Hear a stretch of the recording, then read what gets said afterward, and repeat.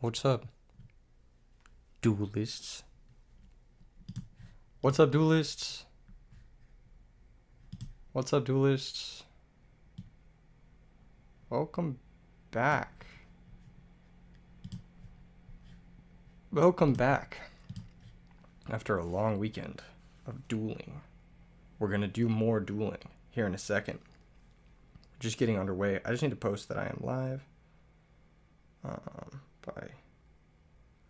Why is the thumbnail wrong? I don't understand why the live stream thumbnail is wrong. The thumbnail should be right. I don't know why the thumbnail is wrong. It's like showing the thumbnail for the last live stream. YouTube is like broken. I don't know why the thumbnail is wrong. The thumbnail is wrong because YouTube is not working for whatever reason. But alas, here we are. YouTube thumbnail bugged for some reason. But we live with recap. Come hang. Okay. Cool. What's up, duelists? Welcome in. What's up, Tim? What's up, Hood Pope? Tim, we are going to be talking about the thing that we talked about today. Just a heads up. That is going to be discussed. So, we're going to have to get that out of we're going to have to clear the air with that, because I just want to make sure that, how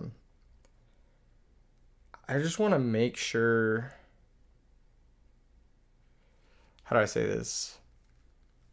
Also started playing Edison a month before Nats. What a goat, dude. What a really strong player. I mean, his record was very good. So I'm very excited for him that he did that well. Anyway, let's get into it. Who's with me tonight? Who's with me? We're all hanging out. We need to do a little RBT Maryland, not drama, but we need to talk about something that happened at RBT Maryland that's not good, basically. It is a not good thing. It is one of the few not good things that happened at RBET Maryland. And so we'll need to discuss that probably as people are rolling in. And then we can get into the lists and covering the list. Actually, we should probably start with the lists. Or we can start with the tournament announcement. Got a tournament coming up next Tuesday, August 13th at Night and Day Games in Las Vegas. $10 entry. It will be recorded. Hopefully we'll be able to stream it live from the venue. That would be perfect. It's going to be hype. That's pretty much it. Hopefully we can get everything all put together for that to happen. That would be really cool. Yeah, so if you guys want to come through to a tournament, I'm going to be throwing this next week. It's going to be really fun. The venue is super cool. They have a lot of good products. So when you win, store credit is going to be very high value. Rich Silverberg says, do my list first. Rich, are you Dad100? Is that you? What's up, Camille? How are you doing? Are you Dad100? Is that you? All right, everybody. Thank you for tuning in. We could talk about all this. We could talk about all this stuff that happened at RBT Maryland. And I think we should probably do that first. So basically what happened was, well, let me get a graphic up. Let's get a little graphic going. I'm going to try and illustrate for you guys what went wrong at RBT Maryland. There was an issue at RBT Maryland, a pretty serious issue. Yes, don't forget to like the stream as well. Yeah. Okay. So let me just get a picture in here so we can try and. Ooh, that's a cool card. Clear Vice Dragon. All right. Let's try and explain this bad boy by illustration. Let's do like a little 2000 by 2000 pixels. I'll do a little illustration for you guys. Okay. Maybe an illustration is not the best way to approach such a serious subject, but let's do it. So we've got Got a new layer. This was one of the hardest decisions that I've ever had to make as a tournament organizer. And I'm not even sure if I made the right decision, and maybe even talking about it on stream is not a good look or anything, but we're going to talk about it because I think it needs to be out in the open and it needs to be known what happened at RBT Maryland. So, what's good, everybody? Is everybody in here? Is everybody locked and loaded? Is everybody ready for this? So, basically what happens, talking about it, is Def the right choice? Yeah, I think so, Bronson. I think so. So, basically what happened was there are two players playing their match. So I'm going to draw a little mat. Okay, here's the mat. Here's player A. Here's player B. Okay? So these are our players, and this is the card game that's going. Let's say player A is Tim, because his name is Tim. That's why. And let's say player B is Rob, because that was his name. All right. Now, before we get into what happened, I want everyone to be very polite to these two players. They're both very prominent in the community. They're both very competitive and I think good people. So don't harass either of these guys over this situation. That is the last thing I want. I don't want people being annoying about this. Like, don't go around saying like, oh, you're a shark, you're an angle shooter, like all this shit.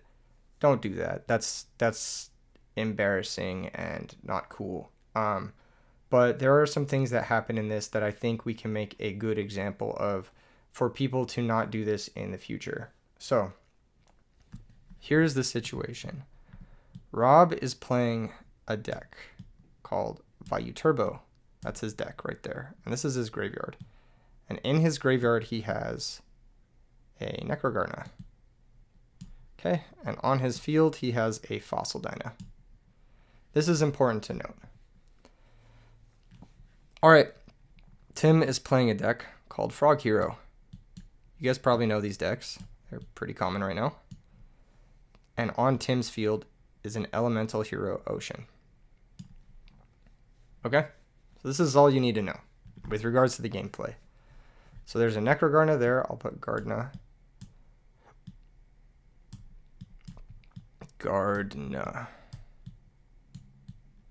There's a Dyna on Rob's board, and there's an Ocean on Tim's board. Is everyone with me so far? Press 1 if you're with me so far.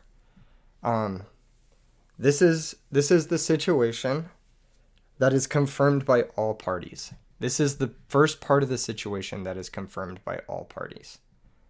Okay? So this situation was brought to my attention after I got back to Las Vegas from RBT Maryland. I did not know about this situation while I was at RBT Maryland. Had I known about it, we could have taken more aggressive action. We could have done something a little bit different. What's up, Neb? How are you doing? I'm doing great. We're just discussing a pretty serious thing that happened at RBT Maryland, and I want to make sure this type of thing never happens again, because this is a very, I want to say this is a bad thing that happened, but it is the only bad thing from the weekend, and I just want it to be like out in the open, and I want people to understand like, this is not a good thing, by the way. All right, so here's what happens. Tim, as far as I know, as far as I have confirmed from all parties involved, Tim declares an attack with Elemental Hero Ocean onto Rob's Fossil Dyna. Now, from all parties involved, I have heard that Rob verbally confirms and says, sure.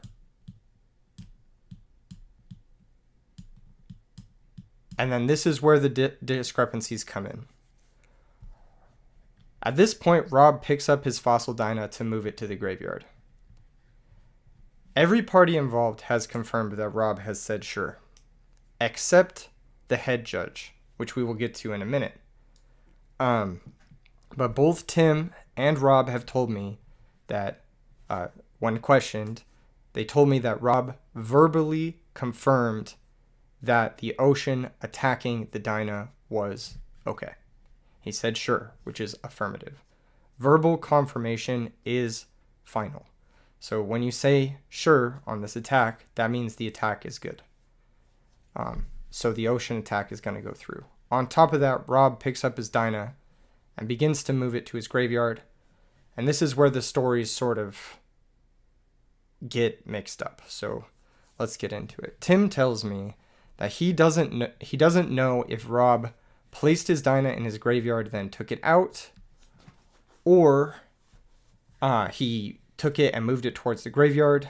But the one thing that is important is Rob said sure on the attack declaration. Tim looks over to start taking life points to subtract the 300 life points. And then after Rob has either moved his dyna to his graveyard or not, he brings his dyna back to the field and says, actually, I want to use my Necrogardener. So, this is not a legal action. You can't take back plays in this instance. You don't know if Tim was going to use like Shrink. You don't know if Tim was going to use Book of Moon. You've already passed attack declaration. You've already verbally confirmed that the attack goes through.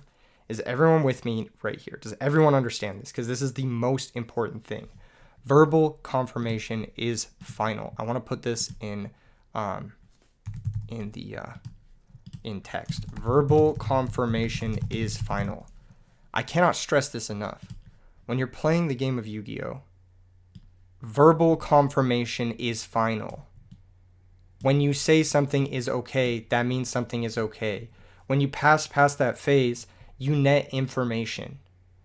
Even if it's information that may seem superfluous, you still net it. And so you can't go back. That's why verbal confirmation is final. And it is ruled final. Okay? So this is something I need to stress. I need to stress heavily. Verbal confirmation is final. It is final. We're going to underline it. Okay. Does everyone understand that? Wait. Tie.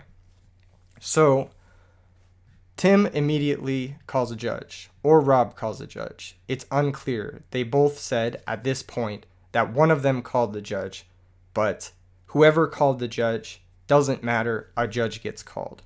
So the floor judge shows up. So let's get the floor judge here. Floor judge shows up. This is the floor judge. The floor judge is just doing his job. He's happy to be there. I'll put FJ for floor judge.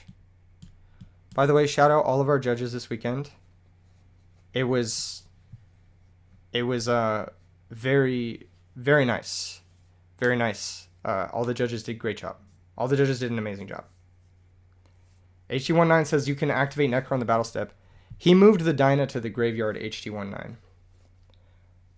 So even though you can activate Necro on the battle step, he moved his Dyna to the graveyard. And Tim had already started taking life points. Okay? So, Tim, Rob, whoever calls the judge, the floor judge shows up. And this is where the stories are aligned. Tim and Rob both tell the floor judge what happened. Rob says he verbally confirmed sure. Tim says his opponent verbally confirmed sure. And the floor judge, thank you BS45, really like your deck that you posted. That was a really sick deck. I've been trying it off camera and it's really cool. Anyway, so the floor judge says, yeah, you can't Gardener there. You moved your Dyna to the graveyard. You verbally confirmed that the attack was okay. And Tim had already started taking life points. You can't take it back, basically. So the floor judge rules with Tim, as he should. The floor judge rules with Tim, as he should. That's how it works. That's how the ruling works. Now this is where things get tricky. And this is where I don't know if I've made the right decision or if I should make a different decision. But Rob appeals this ruling, which I'm not a fan of. I'm not happy with Rob appealing this ruling. Was this issue in Top Cut? This was in a match that would have decided Top Cut, Moshi Moshi Man. So it's a very important match. I mean, this is a match that determines whether or not these players win something or not. So Rob appeals the ruling, which he is totally allowed to do, but I mean, you've been given a ruling from a floor judge that tells you verbal confirmation is final. Why are you appealing this? Unless you're trying to take back your play. Why are you trying to take back your play at this high level of competition in general? And why are you wasting the head judge's time with a ruling this simple? Rob is an accomplished player. Rob is a member of the community. Rob is a mod. And it is within his rights to appeal this ruling. But it sits wrong with me that he appealed this ruling. It sits wrong with me. And what happens next is why it sits wrong with me. So the head judge comes up. Head judge. So this is the head judge. Bear in mind, the floor judge has already ruled with Tim. Now, when describing the situation to the head judge, this is where there's a discrepancy in the stories. Both Tim has told me, and the head judge and the floor judge have told me, Rob denies verbal confirmation to the head judge. So he tells a different story to the head judge than the floor judge. That being said, Rob, when questioned afterwards, says he told the head judge about his verbal confirmation.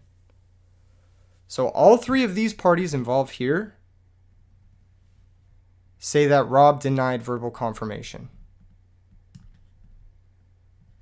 Rob says he said verbal confirmation to the head judge. Do you get the problem I'm in now? I wasn't there, so I don't know. When the story that Tim and the head judge told me is that when the head judge came over, Rob says he didn't verbally confirm and he didn't remove his hand from the dyna. And that's what he told the head judge. Tim says he was pretty sure Rob verbally confirmed. And the floor judge had already ruled that he had verbally confirmed. And Rob had already told the floor judge that he verbally confirmed. He said that he said sure to the first judge. Exactly, to the first judge. But when the head judge came, now he's saying, I didn't verbally confirm. Which is different from what he told the floor judge, and it's different from what Tim and the floor judge are saying has happened. Which is bad. I mean, that's very bad. If this is the truth, if what Tim and the head judge and the floor judge are telling me, Rob has lied to the head judge in order to get a ruling in his favor. If what he's saying is true. But Rob tells me after the fact that he told the head judge about his verbal confirmation. So the head judge naturally rules that because he hasn't verbally confirmed and he hasn't moved the card, that Rob can use Necrogarna. Because Tim says he's pretty sure Rob didn't verbally confirmed, and Rob says he didn't verbally confirm. The head judge rules with Rob. Part of this might be due to the fact that Rob is a known player. Part of this might be due to the fact that the head judge can't confirm anything. And the floor judge can't disagree with the head judge because whatever the head judge says just goes.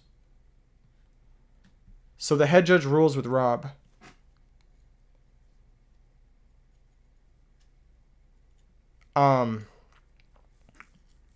But he shouldn't have. So HG19 says, sounds like a questionable judge call. It's not a questionable judge call. It's just that Rob wasn't honest with the head judge. Straight up.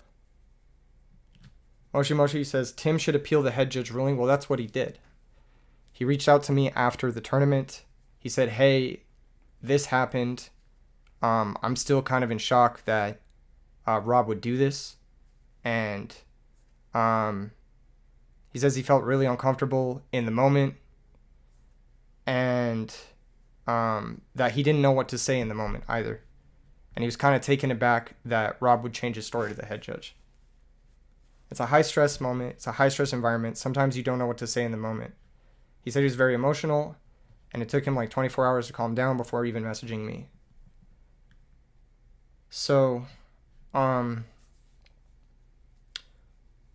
basically, I'm left with a really tough decision here because is this the Rob that played Vayu? Yes, it is.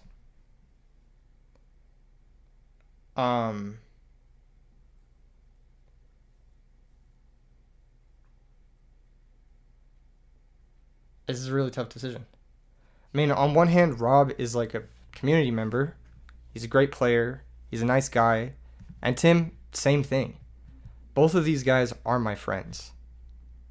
Without a doubt. Both of these guys are my friends. Okay, Tim and Rob, I would consider them both friends. Outside of this whole like game bullshit, they're both my friends. So I'm very conflicted on how I should approach this. Obviously, all of the people's stories are saying that Rob was dishonest with the head judge, which is unacceptable. It is lying by omission. It is cheating outright.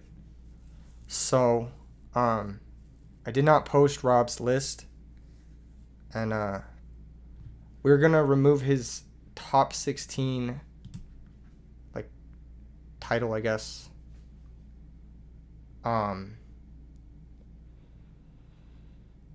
Yeah, and we've decided to give him a serious warning.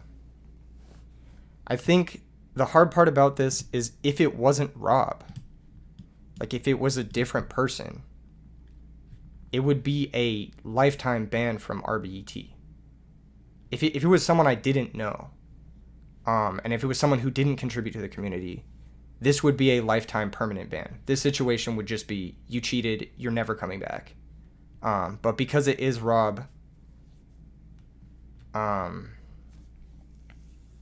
complicates things too. But Rob's story does conflict with theirs. Maybe there's a chance they all misheard him. Maybe there's a chance. I don't know because I wasn't there. Maybe he did say he verbally confirmed. Maybe they all misheard him. I don't know. I don't know that. And because I can't know that, I can't. I'm in a situation where it's like, okay, well, do I ban someone on speculation or a possible miscommunication? Or do I give him the benefit of the doubt? So what we've decided to do is this. 1, refund Tim plus get him top cut pricing. This is the first thing we're doing, compensating Tim. Because Tim here got fucked unjustly, in my opinion. And then the next thing we've decided to do is give Rob serious warning. Keep eye on him at future events. We're not going to ban. We're not going to ban Rob. But I don't know. I don't know if that's the right decision or not. So, yeah. That's pretty much what we've decided. At the end of the day, the one thing I want to stress is that verbal confirmation is final. And if you make a mistake, you need to own it.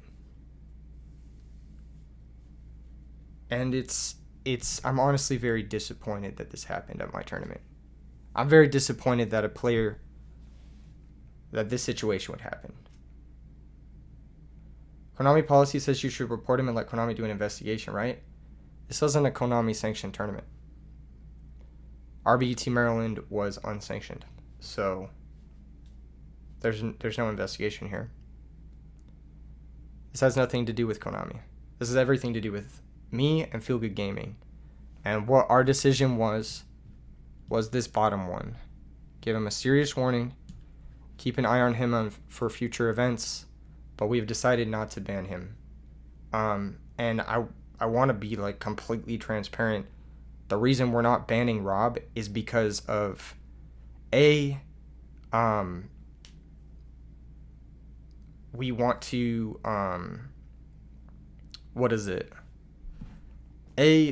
we want to keep this community like together.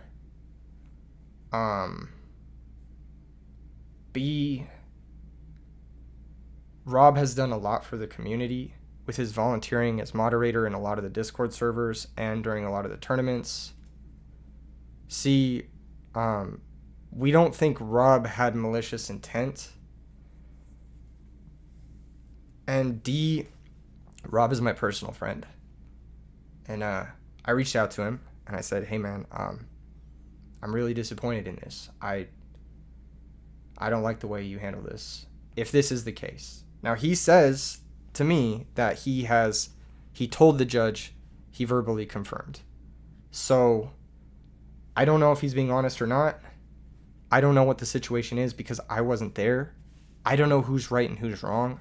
And that's another reason why we decided no ban. Because we can't confirm whether or not there was a miscommunication or something like there. You feel like a lack of malicious intent doesn't matter if it directly impacts another competitor's experience. I agree with that to an extent. But we just can't confirm. We can't confirm whether or not it was a miscommunication or it was Rob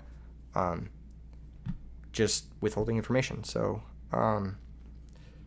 yeah, really tough decision. And like I said, Tim and Rob are both my friend. So, it really sucks to see this happen. And we are going to be keeping an eye on Rob at future events. And whether that means we deck check him or we, have judges tune into his matches or whatever, we're going to be keeping an eye on him. And I want to sincerely apologize to Tim because this is a fucked up situation. No matter how it's cut, this is just the information that I have been given, and this is the information that I am working with, and we're doing the best that we can to make every party involved here happy and to get a good situation for everyone involved. But I can't in good conscience give Rob top 16 coverage, and I can't in good conscience give Rob that sort of thing when this sort of thing happened.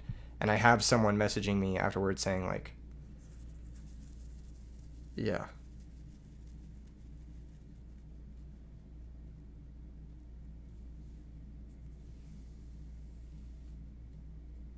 Yeah, you agree with official Bush. It does hurt the integrity of the event.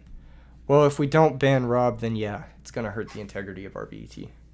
RBET takes a hit because of this situation. It does. It takes a hit to its integrity. Hopefully, the streamed matches and every other thing surrounding RBET is enough to keep its integrity intact beyond this, but we are giving Rob a second chance we wouldn't give to just any other player, which is maybe not the right thing to do, but what can I say?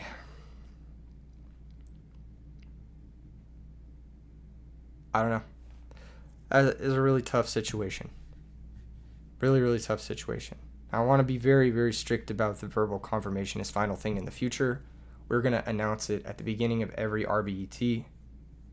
Daga Pizza says this is getting way overblown. Dude, lying to a head judge is not overblown. That's literally cheating. It's not getting overblown. It's someone lying to a head judge and getting a ruling in their favor when they shouldn't do that. That's potentially what has happened here, That Good Pizza. This is not getting overblown at all. I think this is a very serious situation, and yeah. Yeah, to be fair, this is the most drama out of this event. Then the event was successful, and y'all should be proud of that. The event was very successful. I was very happy with the event. The Jank Enthusiast says, that's straight up a bannable offense. Yes, if I had 100% proof that that is what happened, then, yeah, it would be a bannable offense. But as of right now, it's just what these three people say versus what this person says. That Good Pizza says he told the head judge. He said, sure. No. Tim, the floor judge, and the head judge all say that he did not tell the head judge. They all said he actively denied verbal confirmation when inquired. So no. Rob is saying that he did, but Tim, the head judge, and the floor judge saying he did not. That's why there's a problem. If he had been honest with the head judge and the head judge gave a bad ruling, that's one thing, right? Then this isn't even worth talking about. This is something we discussed with the head judge. But because he allegedly wasn't honest with the head judge according to these three people involved, then what do you want me to do? I don't know. This is definitely a rock and a hard place. This is not an easy situation. And like I said, Tim and Rob are both my friends. I don't want you guys to harass or annoy any of them. Please don't. Neither of them deserve any sort of like weird shit over this. But yeah, it's a messy situation. At best, it's a miscommunication from Rob to these three people. At worst, it's a bannable offense. I am giving Rob a huge benefit of the doubt because of his contribution to the community. Head Pope says, floor judge plus 2 other witnesses can't get the benefit of the doubt, but Rob can. Look, man, maybe he miscommunicated. Maybe he said it wrong. Maybe, I don't know. But as of right now, I've discussed it with the judges. I've discussed it with Tim. I've discussed it with Feel Good Gaming, and all of us have agreed to not ban Rob. So that's just where we are at. HB says, would a temp ban be better middle ground between no ban and a permaban? That's the thing, is a temp ban might as well be a permaban because there's only one more event in the year.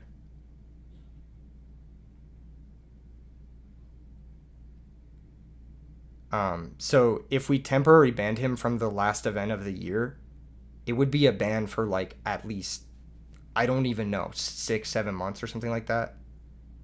Rich says the head judge at Maryland was awesome. I agree. I love Nick. He's a great guy. Playtest says, may you know what he contributed to the community. He helps run events in Florida. He fucking moderates on the EdisonFormat.com Discord. He moderates on the really big Yu-Gi-Oh Discord. He's, just kind of a pillar. He like plays in all of the different events. I mean, like he's just around, you know what I mean? Like he's a big part of the community. If you're terminally online like all of us are, then you know Rob, like you've seen him around. Did the head judge not talk to the floor judge before making the ruling? So the floor judge did not interrupt the head judge on the ruling because the floor judge is basically not allowed to. It's not his job. If the head judge overwrites him, the floor judge doesn't disagree with him. That's just it. That's it. The head judge has final say. So that's why he didn't say anything. Does that make sense? It's just like, okay, the head judge comes around, Rob says something, and then, yeah. I also don't know if the floor judge was still present while Rob was talking to the head judge. I'm pretty sure he was, but it's the head judge's, the head judge came over and asked everyone what happened, basically. And what Rob told Tim was different from what Rob told the floor judge was different from what Rob told the head judge, according to these three people here. However, Rob does say that he was honest with the head judge. So, I mean, I don't know. I wasn't fucking there. You know what I mean? I think we're making the best out of a bad situation. Ty says, you don't see why he would call head judge? So here's the thing. The floor judge says, if you are unhappy with my ruling, you can appeal. And so Rob appeals. Because obviously he's unhappy with the ruling. Even though verbal confirmation is fucking final, and everyone should fucking know that. This is the same in every fucking tournament ever. You know what I mean? So, and Rob should know that. Like, he should fucking know that verbal confirmation is final. That's why I'm, like, upset with him. Well, I'm upset with him for a couple different reasons, but that's the main reason, is that he should fucking know this. Like, that, you've competed in how many events, Rob? Like, verbal confirmation is final. When you say something, it doesn't matter, like, whether or not you should have used the Necrogardna. If you didn't use the Necrogardna, you didn't use it, and you verbally confirmed that your monster got killed, and you have to just take that L. Rich says, I don't know which floor judge it was, but I know one of them lied to the head judge on an appeal in your match and top cut. It didn't affect the outcome of your game, though. So that's why you wouldn't ban Rob. I know which judge that is, Rich, and we have discussed that issue specifically, and it's a different floor judge from that. So thank you so much, Nab. I appreciate you for the super chat. It means a lot. It helps a lot. Yeah, it is a tough situation. So this is our decision. I don't know if I've made the right decision. I don't know if I've made the wrong decision. I just think that there's no, like, I don't know if there's, like, anything, like, I think you could make either one of these decisions and it would be okay. And that's kind of the way we're seeing it. And because either one of these decisions is okay, I would prefer to be more inclusive and have Rob come to more events because, like I said, I think Rob is I think he's a good guy. I don't think that he did this with malicious intent. All right, like, I don't believe that, personally. I know Rob, and I know Tim, and I know how tense this game can get at times, and I know how emotional we can get in the middle of the game, and how things can sort of cloud our judgment, whatever. I don't think Rob's a bad guy. So we're going to give him a serious warning. Keep an eye on him at future events, and we're not going to ban him. I want to leave the discussion at that, but that's why his list was missing from the, the list was missing from the top 16. Z-Man says, don't ban, but maybe unmod. Feels weird as an outsider. Okay, yeah, I can unmod him from the really big Yu-Gi-Oh! Discord. Sure, he'll be unmodded. At least for the time being. That's fine. If you feel uncomfortable with him as a mod, then sure. You got it.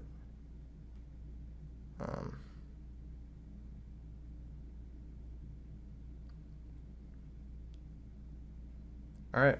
He's no longer a mod on the really big Yu-Gi-Oh! Discord. There you go. I think that's fair. If you don't feel comfortable with it, then cool. There it is. Yeah, so this situation is tough on me because, like I said, both Tim and Rob are my friend. And it can be looked like I'm showing, like, favoritism towards a friend, but I'm really not, because both of these guys are my friends, and I've played a lot of Yu-Gi-Oh! With both these guys. Well, more so, I've played a lot more Yu-Gi-Oh! With Tim than I have with Rob, but I've interacted with Rob a fair bit, so yeah. Hopefully you guys are comfortable with this, and hopefully there's no more of these issues at RBT New York. Hopefully everybody understands verbal confirmation is final. So the whole point of this is, like, if we just take away all of this is the point I want to make. Verbal confirmation is final. Please understand this for RBET New York. If you confirm something verbally, it is final.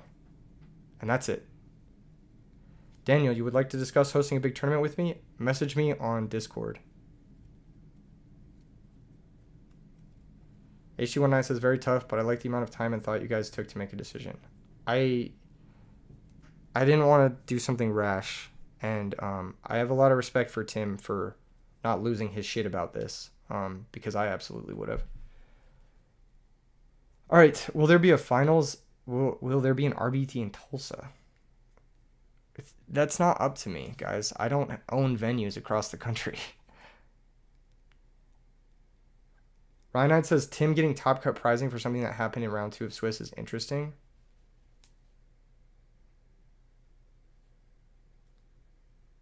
What? Yeah, Rob is my friend too, Ryan Knight, but he messed up.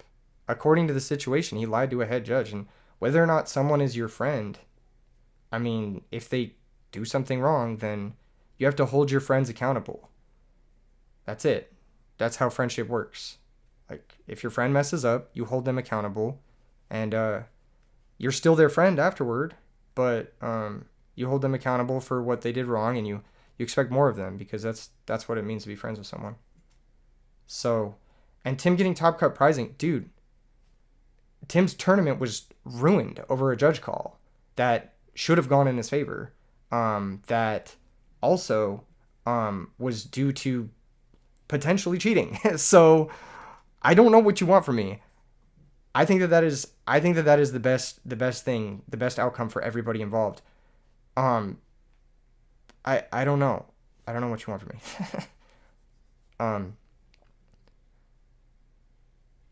You thought it was a much later round. It doesn't matter what round it was in. It straight up doesn't matter what round this was in. I don't even care what round this was. This could have been round 1. I don't even care. It doesn't matter what round it was in. Doesn't matter. The situation is still the same no matter what round it was in. That's it.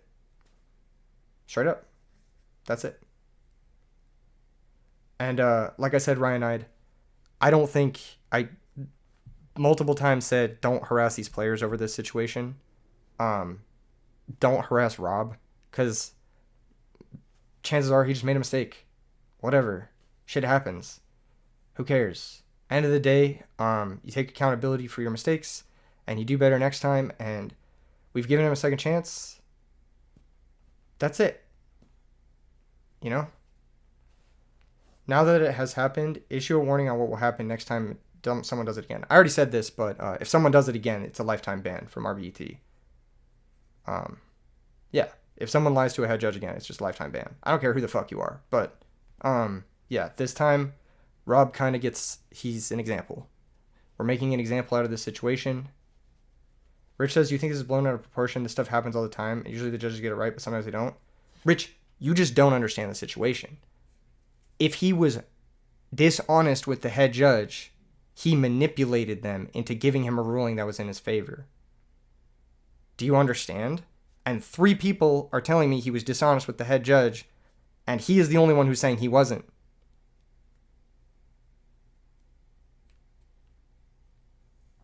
Do you get what I'm saying? Like, that is a big deal. Lying to a head judge is cheating. That's fucking bad. There really isn't that much worse of a thing you can do than cheat. Ungo says, you think the decision is pretty fair? I think so too. I think it's fine. I think the situation is fine. Being dishonest with the hedges is DQ at a minimum. Yeah. What the fuck? What do you mean blown out of proportion? What are you talking about? This is exactly the proportion it should be at. I think a serious warning. Yeah,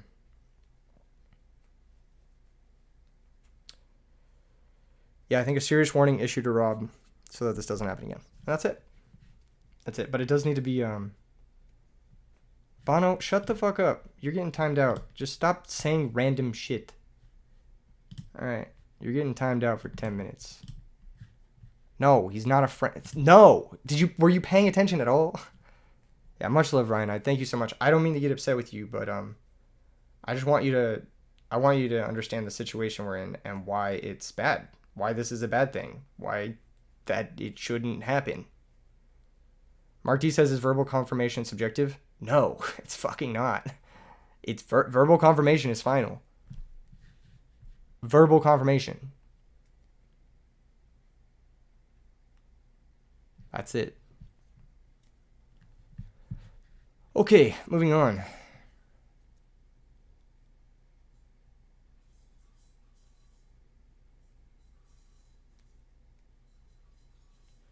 James, right? That's funny. Do we know the ruling that's being argued? Yes, you can scroll back. YouTube has instant replay. So, like I said, guys, even I don't know what happened because I wasn't on the floor there. I just have 4 people's testimony with what happened, and those are the 4 people's testimony, and we are making our decisions based off of those 4 people's testimony, and doing what we can. All right, we're moving on to the quick draw lists. Top 4 EUWCQ, or should we do 11th at Nats? Which one do you guys want to do first? 11th at US Nats, or should we do the top 4 at the Euros? Both lists had insane records. You guys want to do the top 4 list first? All right, let me see if I can find it.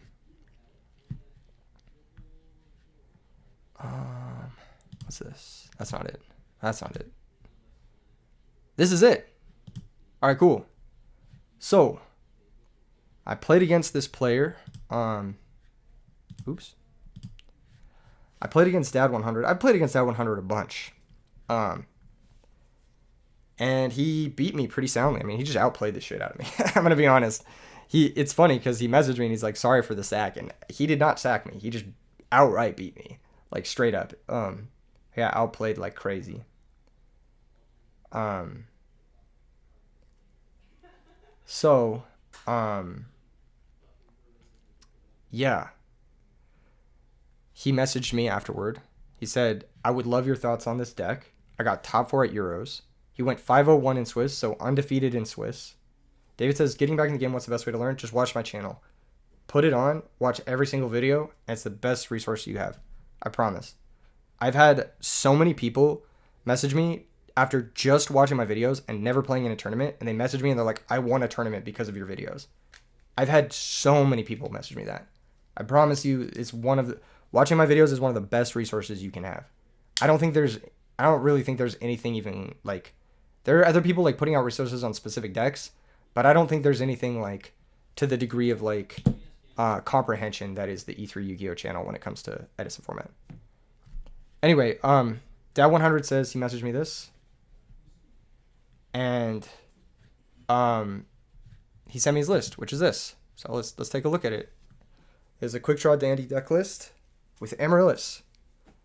So very, very cool looking list. It's very similar to some of the lists that we've played. See you in New York, so Rich. Absolutely, I would do it any day of the week. This is the best community in the world. Edison format community is amazing, and RBT Maryland was amazing. It was a great event, but there was a little bit of an issue there, and I think we're making the most of it. So hopefully, so what's up, Swagger? Yeah, so this deck is really sick. He's got the Quickdraw Dandy. That's what beat me in our match. I can actually show you our match if you guys want to see it. It was a Quickdraw mirror. And the only reason he was able to beat me is because he was playing Quickdraw as well. So the Lion is an interesting choice, but I think it's just an extra plant for Amaryllis. See you later, bro. Triple Miracle Fertilizer makes sense with the Quickdraws and the Triple Armory. This is kind of what my testing group was testing, and we had a lot of success with it. This is a very similar list. The trap lineup's a little different from ours. We were playing one Karma Cut over the bottom list, and we were playing one or two different things. I think we were like trying out Reasoning with Jinzo. What's the card next to 1-for-1? That's Power Pickaxe. So this is a hidden armory target. It's pretty strong. Once per turn, you can remove from play one monster in your opponent's graveyard whose level is equal to or less than the equipped monster, and then it pumps your equipped monster by 500 till the end phase. So it's a once per turn DD Crow that you can tutor with Hidden Armory, and it pumps up your monster. It's really good versus Lightsworn. It's good versus Frogs. You just keep banishing their Treeborns. Once you put this into play, it's like a reusable DD Crow, which is pretty nice, and you can get it back with Hidden Armory. Pretty unique card. A card that I've played on the channel several times in Power Tool Dragon decks, but it's really cool to see him adapt it as like his DD Crow option off of Hidden Armory in this list. It's part of this deck that I actually really like. He's got the one Lava Golem, which is also in the side of our lists as well. Not only is it a trade-in target, but just as a one-of, it threatens your opponent. And I was talking to Swagger about this. I don't know if Swagger's still here or not. But I was talking to Swagger about this. It's like you really only need to play the one lava golem because once they see it, they'll play around it forever, and that's what you want them to do. Then he's got 2 cactus bouncers, which is actually an insane card in a lot of matchups right now. It's basically a fossil dyna, which locks your opponent out and has huge attack. It's like a really strong fossil dyna. It's pretty strong. I like this card a lot. I think it has a lot of potential. It's not a bad mill, so it's like a sideboard card that's also not that bad to mill, which is pretty cool because it's a plant. And it can lock up the mirror match. It can lock out your opponent's Quickdraw, their Drill Warrior from coming back in the mirror. It can lock out Dad. It can lock out Treeborn Frog. It's just a very nice utility card that really, really helps, and obviously played a huge role in him getting top 4 undefeated, which is pretty impressive. So overall, it looks like, like your Quickdraw Dandy Amaryllis style deck. He slimmed on some of the normal summons, only 1 Lila, only 1 Debris. I like that. He cut Plague entirely, which is something that our testing group did almost immediately. And James says can't make Power Tool with this list. No, you can't. But that's beside the point. I'm saying I've played it. You can technically with Gale, but yeah. Would you consider testing 1 main decked Cactus over the Lion? No, probably not. No. I think Cactus is worse in Blackwings, which is the number 1 matchup right now. So I think having the Lion versus Blackwings is better. It's marginal, but I do think the Lion is better. You could try the main deck Cactus, but I think you're going to get into situations where like you just need the Lion to attack over like Ashura or something. Or just have the 2000 defense, which is more important. Plus, game 1, you should just destroy frogs anyway. So like the matchup you're siding it in for, you just beat them game 1, and then game 2 and 3 you have the bouncers, which is pretty nice. Lion is goated. He's huge for no reason. It's an above average statted monster. Yes, he's very strong. It's not the worst card you can play, and it's definitely not the best card you can play, but he kind of just is a card you can play, and it's never gonna be terrible. It's never gonna be great, and it's never gonna be terrible. It's a very consistent card. He's like the in and out burger of cards. You know how every time you get in and out burger, you're like, it's exactly the same, and you're just like, yeah, it's in and out burger. You know what I mean? It's like you know what you're getting with Botanical Lion. Sometimes he overperforms because your opponent just can't out a beater, and he just clocks them, and then when he dies, he brings back Amaryllis, which is pretty cool. He's not a bad mill, and not a bad body. I'm not a big fan of the card. I generally cut him, but it worked well for Dad100 in his top 4 run, so I can't discredit it. It's also been in almost every single list that's topped, so it is what it is, The sideboard looks great. He's got the Consecrated 1-for-1 package. 1-for-1 can cheat Consecrated into play. Under deck Devastation Virus, which is really strong. And 1-for-1 acting as a discard outlet is actually sometimes quite useful. It can get your Amaryllis or your Dandy in the grave. It can get your Titanial in the grave for Miracle Fertilizer. Like, let's say your hand is like 1-for-1 Titanial Miracle Fertilizer. It's a pretty fucking good hand. You go 1-for-1, pitch the Titanial, bring out Consecrated, then you Miracle, bring out the Titanial, and the Titanial is going to defend the Consecrated from shit like Book of Moon or Icarus Attack, and your opponent's probably just going to fucking lose. So that's a pretty nasty, like, 3-card opening you can have. So I really do like that. I do like the Lightning Vortex. Siding the Brain Control, we were maining it. With Quickdraw, it gives you extra conversions. You can like brain something, sack it for Quickdraw, but we were maining it over the 3rd Hidden Armory. But since he has the Power Pickaxe, it makes sense that you would want all 3 Hidden Armory because you want to be able to tutor this consistently in the matchups where it's good. So yeah, I love the improvements that Dad100 has made to this deck. It's very, very strong. I'm going to see if I can pull up the match that I played against him for you guys because I want you guys to see the deck in action from the guy who top 4'd. I want you guys to see him cook. Let him cook. Cactus plus Pickaxe sounds insane. It sounds very good. It does sound very good. This deck has a lot of pluses for 1-for-1 discard. I agree. Look at my abysmal record. I've been losing a lot lately. But I've been trying new shit. So that's what matters. I've been trying to cook some new shit. But mostly combo decks that just don't piece together well. I think when I was playing against Dad100... Here, let's show both hands. Fast forward through this. I was also playing Quickdraw. Yeah, I was playing a combo deck. I was basically playing combo Quickdraw. And you can see my hand is like solid game 1. So Valley, Duplication, easy Pot of Greed, draw 2 cards, and we're just up a full card here, which is nice. Nobody cheated in Maryland, Rolo de Cholo. You can rewind and check out the... Well, nobody confirmed cheated in Maryland. But you can rewind and rewatch the situation to understand the nuance. All right. Trade in, he pitches Amaryllis. So this is like the best thing in the deck. When you trade in pitch Amaryllis, JJ says, how does one get involved in 8-mans? Been trying to get an Edison, but no time for in-person. Join the really big Yu-Gi-Oh! Discord in the description below and get the Edison roll in the rules section. So, and then you'll be pinged when we do them, basically. All right. So he's up plus because Amaryllis in the grave is plus for free.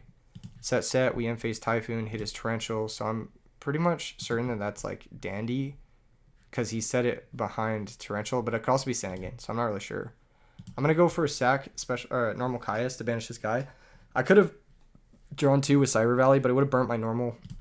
Didn't really want to do that, so I'm just going to attack for 24.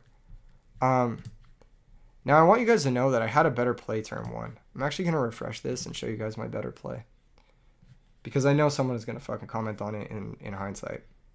So this is my big misplay this game, is that I just didn't combo. Even I should have. The top 4 Lightsworn deck really makes you want to play it, but you're tired of bricking. Alas, it is what it is. So the play I actually should have made here was pitch Darksea Rescue to Special Fortress, normal Debris, bring back Darksea Rescue, machine dupe the Darksea Rescue, make an Ancient Fairy Dragon, and draw 3. I have Fortress, Ancient Fairy Dragon in play, 3 fresh cards with Heavy Storm and Cyber Valley in hand, and on top of that, Heavy Storm can clear the back row. We've got both our threats in under Bottomless Trap Hole. It's an infinitely better play than Cyber Valley. I basically opened the nuts and didn't go for it. So, to everyone who didn't notice that, I didn't notice it either, I guess. It's a fucking terrible play. Sometimes I just be clicking. Yeah, crazy play? Yeah. It ends me with Fortress, Ancient Fairy, 5 cards in hand, turn 1. Fucking crazy play, right? Anyway. Actually, we would have had more, right? No, that's it. That's how much we would have had. That is broken, yeah. This turn we draw the Kaias. I do decide to sack, banish his Dandelion, just because I don't want to deal with that stupid Amaryllis coming back. Plus, this gets pressure on. Plus, I don't think he has Gorge, so we can just deal damage and turn this into a race. He goes Hidden Army. He mills another Amaryllis, which is pretty lucky. How often do you watch replays? Every single time. Every single time I play a match, I watch the replay. I've gotten to the point where I've started thinking about my replays immediately upon the game ending. I think it's a good habit to be in. All right. All right, attacks for 300, sets back row, and phase gets Amaryllis. So this is pretty tough because he just has the whole board. But we have Dandy pivot into black rows. As long as we just clear the back row and he doesn't have anything too crazy, then we should be okay. Set Dandy pass, normal Lila, switch. Kills this, kills the tokens. You're like you with Halo 3? Yes. If you're going to grind a game, you have to reflect on your gameplay. Amaryllis is so tough once it gets rolling. It can be. Here he reveals he's on Quickdraw, which is terrifying, because this deck with Quickdraw is 10,000 times scarier than this deck without Quickdraw.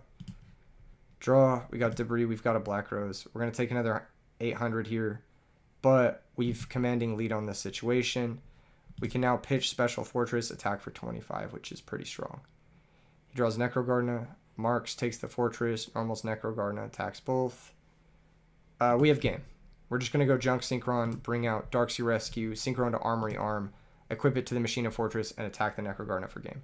So even though I misplayed and didn't play my nut hand, I do beat him game 1. But he didn't find Quickdraw, which is kind of like it's the mirror breaker, basically. Like 95% of your Edison is IRL. That's why you got to develop a really, really insane memory, like me. My hand sucks. This is what happens when you play combo decks. You draw like this. This is an unwinnable hand. This is just, I just can't win the game. I just lose. Yeah. He does shoots me.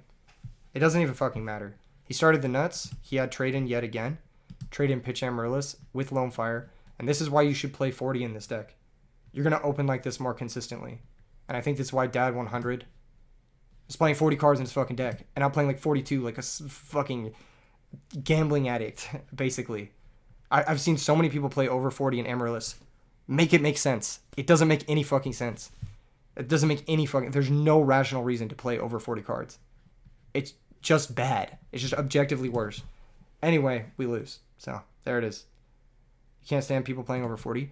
I don't mind it if the deck, like, doesn't have nut draws like that you want to see. Like, what the fuck? Like, what wouldn't you want to see your nut draws? Like, I don't understand. It doesn't make any fucking sense to me. Anyway, this hand is good for us. We have Quickdraw Dandy, which is really good. So, I decided to just go for it. Like, fuck it. I'm gonna make drill. I have drill Dandy. How do I lose, right? How do I lose, right? Well, spoiler alert. Spoiler alert. I lose to it from a more aggressive deck. We get back Dandelion, but we're just treading water here. I mean, like, this is not... It's not good, and my hand is quite bad. Like, once again, just breaking on these Avarices. In this type of hyper-aggressive mirror match, Avarice is really slow. It just doesn't get where you need to go. He has a second Lone Fire play. He's able to bring out Dandelion and clear both tokens, which is really bad for us. At any moment, he could just crow our Dandelion and we'd fucking lose. So there's that too. But he just hasn't done that for whatever reason. Attack the Dandelion. He has a Miracle Fertilizer set, so you can already see, like, we're just getting completely outpaced. We are up on life, but he has now his Quickdraw live. So pitch, make 2 tokens, pass a turn. Normal Lila. Lila just trades Space Typhoon with a token here. We never had an opportunity to really use a Space Typhoon. Pitch special Quickdraw, hit both tokens, synchro into drill, and now we're in a drill situation where he has DD Crow and we don't. And we lose. So that's that. Add back Quickdraw. I try to make something happen here. I tried to make an OTK situation happen here. I figured his back row would be dead. Dead enough so that we could use Heavy Storm after we summon the Nitro Warrior. So I do that, and my read was absolutely correct. We get a 3800 Nitro Warrior when it attacks Titanial. Now we make a mistake here. This card says 1 string each of your turns. If you activate a spell card, this card gains 1000 attack during the next attack involving this card only. So we catch it next turn, but I want you guys to know that he takes an extra 1000 damage here that he doesn't need to take. We catch it next turn, though, or I catch it next turn. Switch to Lila, attack over it, and then Drill has to attack the Amaryllis, or else, like, that shit's gonna represent like a shitload of damage to us. Drill, pitch, junk, pass back, and then that extra 1000 damage actually matters a lot, and it would have changed my play, but I didn't know how Nitro Warrior worked, and then I learned, and then I caught it here. I said, actually, I think you should have plus 1000 because I was reading Nitro Warrior. The reason we had to kill Titanial first is because Nitro Warrior targets to switch. So Titanial can actually negate Nitro Warrior if we don't run it over first. Like, if I went Nitro Warrior over Lila, switch the Amaryllis type shit. Yeah, but not that would be a better play anyway. Yeah. And I said that might change things. Lo and behold, it does. He adds back his Lone Fire. He goes and gets Titanial. We take 24, and you'll notice things aren't looking great. We have 5 for Avarice, finally, but it's just tough. Try to Avarice. He finally crows. He could have crowed us way earlier and probably just blow us out of the water. What is it? Blow us out of the water? By just crowing the Dandelion earlier, that probably would have just fucked our shit up. We probably would have just lost. But he played very patient with it because he thought he was going to win the Quickdraw War, which, spoiler alert, he does. We can't deal the extra 1400 this turn. We have to pitch special 2 tokens. Avarice, just to get our shit to draw into a trap card. We need to draw into a trap card that outs Drill Warrior or else we lose. I draw into a Quickdraw and a Mind Control. I'm like, fuck me, dude. These cards do nothing. I didn't draw Cyber Valley. I didn't draw my fucking Tuning Wear. I didn't draw my Darksea guy. I play like 9 ways to convert these cards. I just don't fucking draw them.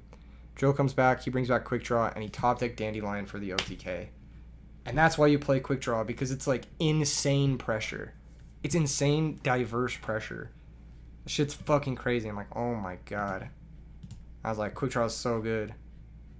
He fucking smoked me, man. This is Nitro attack over 1, switch the other one, attack over that for 28, drill direct, Amaryllis direct. Easily 8,000 damage or whatever. Crazy shit. Not 8,000. What is it? 52, 74. That's a lot of damage. Oh, actually, no, it is 8,000 because Amaryllis pops itself. It's 82. Yeah, easy 8,000. That's fucking crazy, right? People don't realize how good Quickdraw is. This card's fucking crazy. It's so good. It single-handedly won him this game. Like, if he didn't have Quickdraw, Drill Warrior just fucking takes him apart. Like, he never beats Drill Warrior with Dandy. But because he has Quickdraw, he's able to beat the mirror. So, yeah, really sick deck from Dad100 and a really, really sick run. He said he went 501 in Swiss and lost in top 4. I mean, and he said the reason he lost in top 4 was like some bullshit. I think he explained it to me. I forget what it was, but it was like, what did he say? He said like, I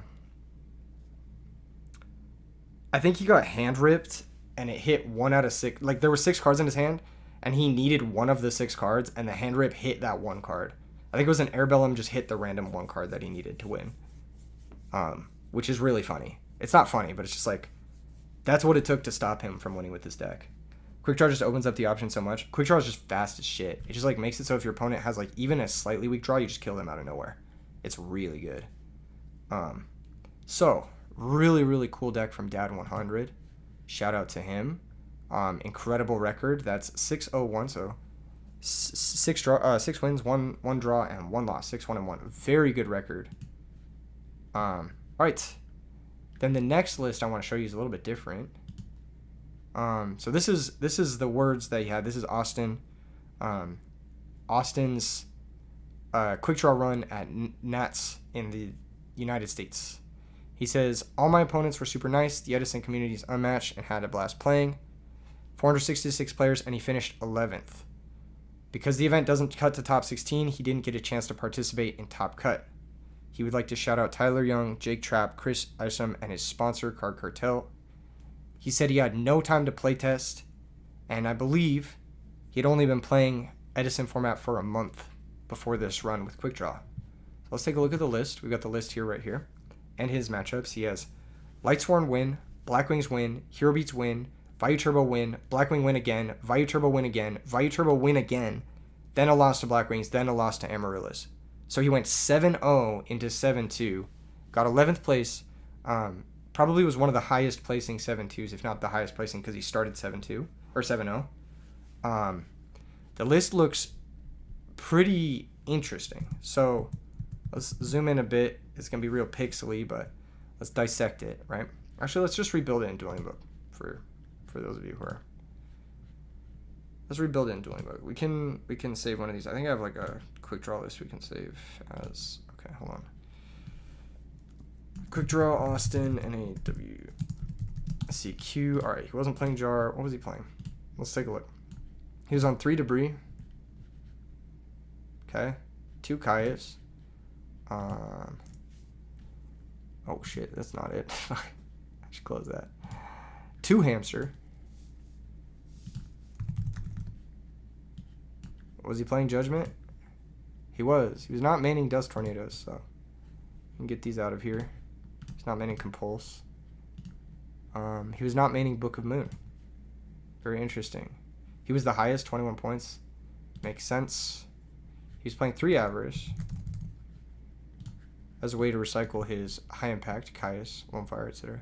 Debris Dragon. He was playing Tragodia, which I really like, especially with triple Avarice. He was playing Treeborn, and he was playing 1 Lila. Treeborn. There's 1 card I'm missing here. What am I missing? What was he playing? Is it 24 monsters? It's 23 monsters. Call of the Haunted, maybe? No, I have that. Oh, it's Dust Shoot. Yeah, Dust Shoot's in the main. Okay, cool. Then, Sideboard. He's got just the classic, man. Just no bullshit. No fucking meme shit. Vanities. How many vanities do you have? 2? Got 2 vanities, 2 Kaiku, 2 Road, 2 Dust, 2 Rug.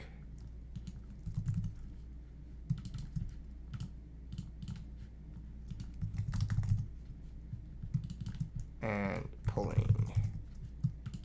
Okay, then the extra deck, if we take a look at it. I was playing 3 Stardust in this, but you definitely don't really make the 3rd Stardust.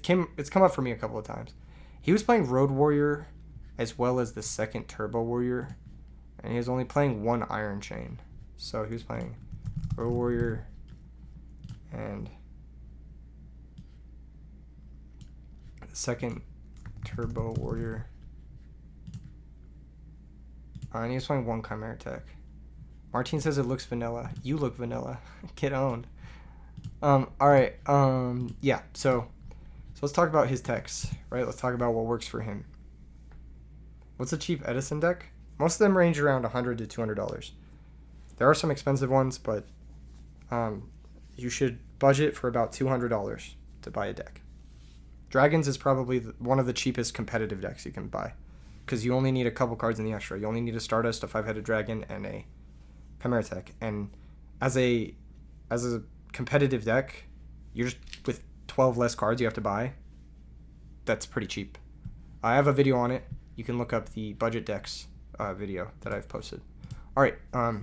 So he's opted to go with 2 Caius. I think you have to make concessions, particularly with, let me show you the cards. Caius, Debris, and Avarice. So I have found, personally, that you can't play more than 7 of these without bricking on them consistently, because these are your biggest opening hand bricks. That being said, Debris Dragon is the least bricky of them all because you can at least set it. So it's at least going to be a wall. So between Avarice and Caius, I like to have 5 total. Or 4 total. 4 to 5 total of these two. Because these cards are often dead in your opening hand. You saw the last games I played with Quickdraw. You saw the Avarices in my opening hand. They didn't look good, did they? It's because they're not good in your opening hand. But with 2 Hamsters and with Charge, you can enable them somewhat. You can enable these 5. So I think he has the right number of enablers. Lila as a 6th sort of enabler helps a lot. Helps a lot for sure. And I do think Debris Dragon is clutch. I think playing 3 Debris Dragon is pretty much gonna always be correct because it is your best normal summon. Martine says Caius is worse when you lose the die roll. Caius, Avarice, and Debris Dragon are all pretty bad when you lose the die roll, but Debris Dragon is probably the best of the 3. Once again, if you're going to max out on any of the cards, I think Debris Dragon is the one you want to max out on the most because it's the strongest, second strongest. It's pretty insane. Debris Dragon's pretty insane. I don't think it's as strong as Caius, but like it's much easier to pull off. You don't need anything in play. You just need something in your grave. So it's much easier to pull off. So it's just like, it's the most versatile. It's like a modal spell, and it's just really really uniquely powerful for this deck. It has built-in follow-up because it gets you your tokens every single time if you use it with Dandy. So I do like the choice of 3 Debris Dragon. I've been talking about this with a lot of the other players that have been topping with these sort of Jeff Jones style decks. And Freya, some of the other players, Gappy, of course. We've all talked about the merits of 3 Debris Dragon, and I think we've come to the conclusion that it's kind of the best card in the deck. Like it's the best card in the deck because it gives you a synchro and it gives you follow-up. So it gives you 2 things for 1 card. There's a lot of plays that you can do that I've been doing a lot more of lately, which is like summon Debris, bring back Card Trooper, and then just leave it there. Just leave it there. Just get that extra draw, get that +1. There's a bunch of different ways you can do it. Card Trooper can get the mills from like for cost, and so you can hit other stuff. The one thing that's very interesting to me is the 1 Treeborn Frog. A Treeborn is interesting, you know, because Treeborn is like, it supports tribute monsters, right? It supports Caius, but he's only playing 2 Caius. Other than Caius, the Treeborn is not very good. It's not bad, but it's just not like, it's just a little bit in a weird spot. I understand why he played it, right? So there's a couple things that come up in this deck.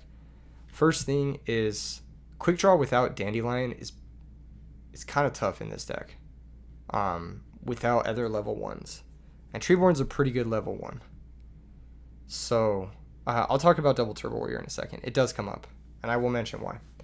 Okay, so Quickdraw with Treeborn it's pretty good. Like if you go like Quickdraw, pitch Treeborn, that's pretty good. Or if you just have Treeborn and Grave and you pitch special Quickdraw, pitching not Dandy, like it's still pretty good. You get to make a drill, which is like about as good as pitching a Dandy. You feel me?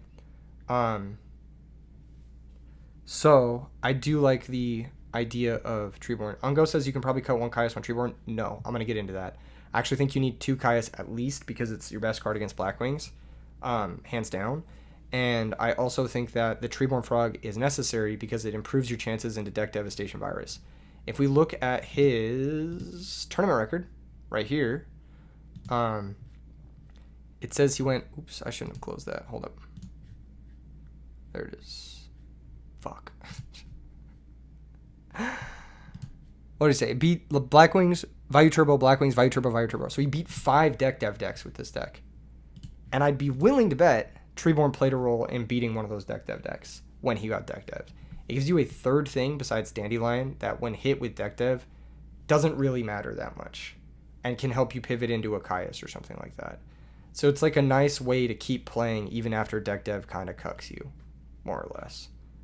So I do like it as a countermeasure to Deck Dev, and I do like it as a second thing you can send with Foolish. Sometimes you'll get into a late game situation where like you already have a Dandy Engrave and you draw Foolish and you don't really want 2 more tokens. So you're like, what do I do with this Foolish? You know what I mean? Do I just send another Dandy, I guess? I don't know. So you can Foolish the Treeborn. Rolo says cut Treeborn for Plague. No, you don't have extra deck space. Plague is worse than Treeborn, infinitely, in this deck. You don't have extra deck space to play the Plague Synchros. So, round 6 he had the absolute God Hand and got hit with Dust Shoot. Somehow brought that back. That's sick. But this deck is very resilient. Like, this deck can grind through a lot of stuff. I've won games through double Whirlwind Deck Dev going second with Quickdraw. On camera. I've posted that match, actually, in a tournament match. I think it was the Feel Good Gaming Birthday Bash tournament last December. So, go check that out if you want to see some crazy shit. If you want to see me win some insane games with Quickdraw, definitely watch that match and watch that video. Anyway, what were we talking about? Oh, we were talking about Treeborn Frog. So I think Treeborn Frog is great. I think his main deck looks great. I think it looks like it feeds itself in a good way. 23 monsters is a good count to make sure you mill enough for your 3 Avarices. Having a third good mill with the Treeborn Frog is always really nice. Double Hamster to field triple Avarice is sick. Avarice is kind of the strength of this deck. Longfire Titanium, gotta play it. It's the best card in the deck.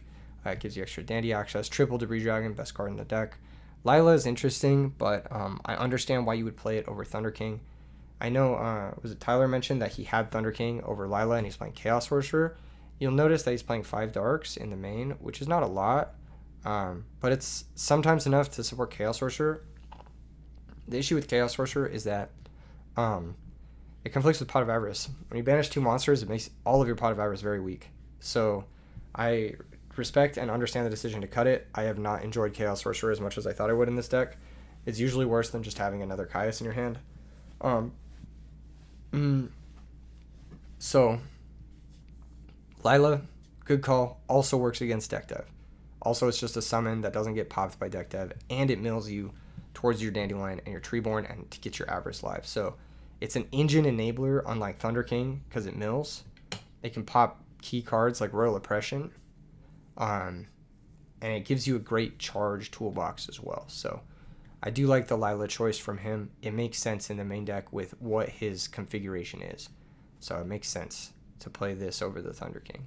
Sideboard has all of the best cards in Edison format, basically, and 2 Starlight Roads. JJ says this deck feels less toolbox and more focused on the Quickdraw Dandy Engine. Now, this deck is very similar to other Quickdraw decks. I mean, there's not much to say about it. I mean, there's very little.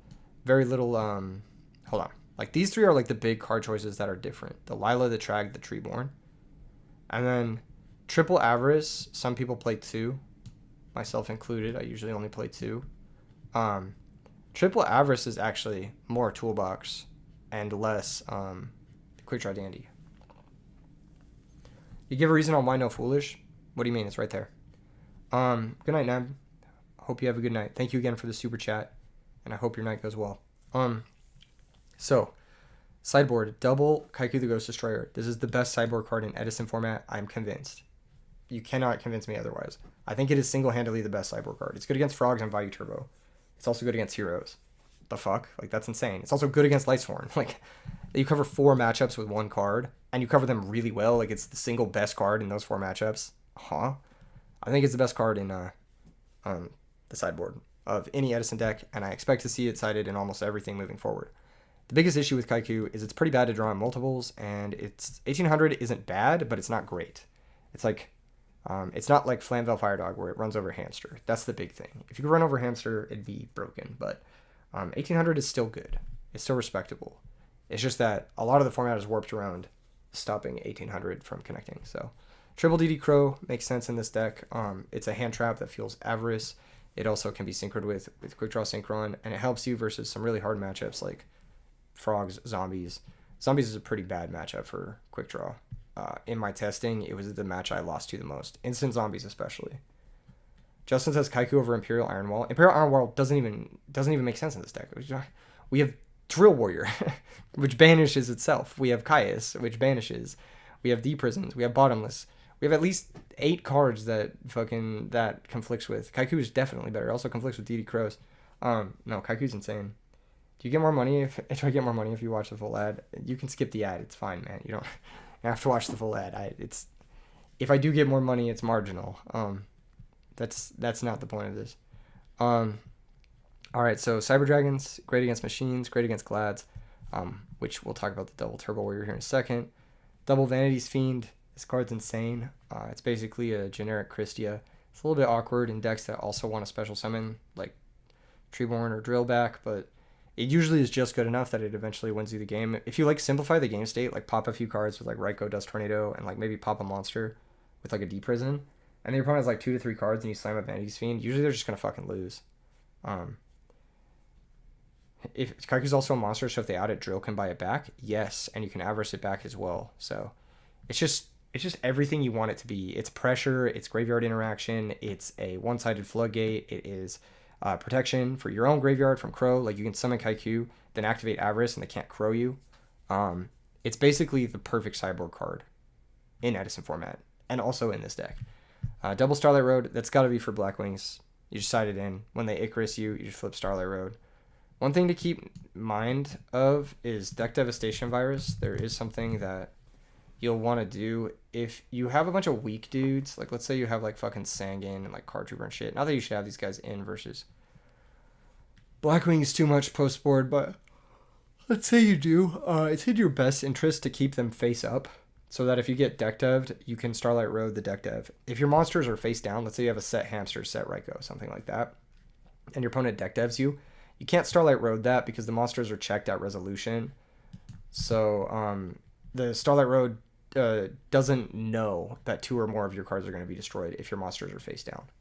So it's in your best interest to like flip your Hamsters if you're going to side in Starlight Road versus Blackwings and like try to get them in face up defense position, or like try to get 2 of your weaker monsters face up so that you can Starlight Road the deck dev. Dust Tornado, self-explanatory. Pulling the Rogue, self-explanatory. You can do similar stuff with My Body, yes, but you have to make sure your guy is face up. Once again, My Body as a Shield is a bad card, and I don't think it's because of any other reason than it just costs 1,500 life points. It's just too much life points. You're just gonna draw it dead. Starlight Road basically is gonna cover the same exact shit, except Starlight Road is gonna make sure you immediately win the game because you get a Stardust. He's extremely worried about playing against Gladiator Beast. That's why he has double Turbo Warrior. So your game plan against Gladiator Beast is to summon Turbo Warrior. And oftentimes they can kill 1, but they can't kill 2. So this card says, when this monster declares an attack, you can have a level 6 or higher Synchro monster. So it can run over shit like Stardust, Goyo pretty easily, which is nice. And then this card cannot be targeted by the effects of level 6 or lower monsters. If you look at Gladiator Beasts, how do they kill monsters normally? Well, it's Murmillo and Geyseris. And neither of these can target Turbo Warrior. And you'll notice his stat line, 2,500, is pretty strong. It's actually stronger than Geyseris. It's actually stronger than everything in Glads. So you just summon this against Glads. They usually can't beat it unless they have a spell or trap to beat it. So if you can back this bad boy up with like a Starlight Road, maybe some Dust Tornadoes, it's a pretty easy route to victory. You can also set up like Turbo Warrior plus Titanial, and then just use Titanial to negate any books or anything that might target your Turbo Warrior. And he becomes basically like this Towers-like monster that you can summon against Glads. Usually they'll have removal for one of them. So you kind of want to have a second in case your first one gets banished and you can't avarice it back. That's pretty much it. It comes up versus Glads. It can also come up versus Value Turbo, and it can also come up versus Monarchs. This effect, this cannot be targeted by the effects of level 6 or lower monsters, is very fucking powerful. It can't be targeted by Raikou, so you can attack over Raikous like super easily. It can't be targeted by Caius or Ryza. So a lot of the frog interaction is like monsters that target this. Can't be targeted by Bryonik, which is nice. Celestia gets blocked. Yeah, Celestia gets blocked. It's more rare that you'll summon it against Lightsworns, but you can. Like if they're on like heavy hamster Raikou, you might be going for this instead of Drill. Especially if they have Fossil Dyna post board, or if they're playing Christia Sworn, you might make Turbo Warrior so your Drill Warrior doesn't randomly get locked out by Christia. It's pretty hard to deal with. Untargetable is a very rare effect in Edison format. There's actually only a few cards that are untargetable like this. This is a soft untargetable because obviously level 7 or higher can still target him. And spells and traps can still target him. But cards like Arceus, I've actually considered playing in this deck because it's so insane. It's great going second against Raikous. And it's great going second into like Deep Prison and shit. And Obelisk, I believe, is the only other card with that effect. So there's really like 2 or 3 cards with like hard target protection. And then the stuff with the soft target protection is still very good. Stuff like Thought Ruler, stuff like Turbo Warrior, stuff like what's that? Chaos Command Magician. This is a GOAT format card. You don't play this guy in Edison. It negates the monster's effects that target him. But it is interesting. Like, this is an interesting card, right? Wasn't there someone at Maryland that was playing Lightsworn with 3 Arceus? There was. He missed a win-in. He went 6-3. It was the former RBET ruler champion, Dimitri, who you guys might know from winning RBET rulers. So yeah, he was playing triple Arceus 1 Raikou, and Arceus is he's just him. He's a really, really good card. It's one of the most powerful effects in Edison format that people don't really understand. If you summon Arceus and you have Honest in hand, there really isn't much that's getting over at game 1 besides going for like Black Rose or having a negate for the Honest, like having Herald of Orange for the Honest or Trap Dust Shoot for the Honest. There really isn't much that's getting over Arceus Honest game 1. It's surprisingly fucking annoying to deal with. And so just having the most options or opportunities at starting with Arceus is very nice.